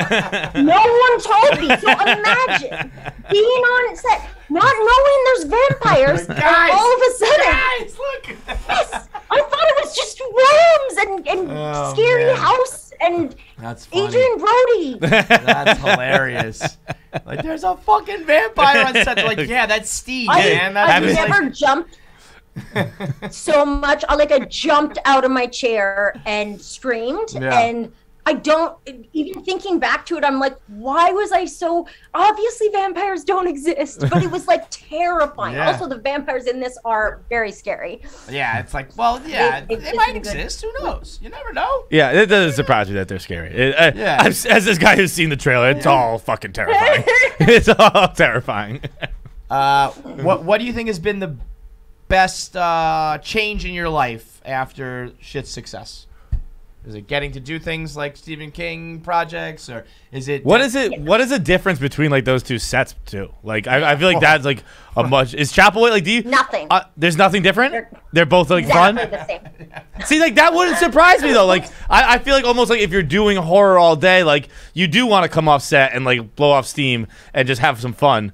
But I guess that probably doesn't really fit the vibe of the vampires. I mean, yeah, you do take the laugh and stuff like that, but I mean, well, for Halloween I was Stevie King, and so I had Stevie. I was behind a desk, and then I merged in some of the scary stuff.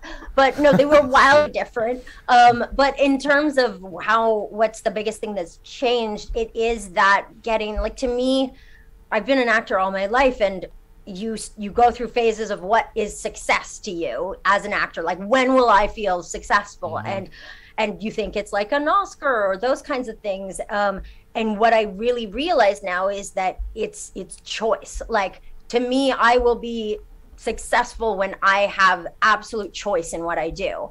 And if I want to do something, I do it. If I don't want, and what Schitt's Creek has done has given me more options and more choices. As an actor, when you're starting out, you do what you get. Like, don't criticize any actor starting out who's doing something dumb, because like you just want to work. Yeah.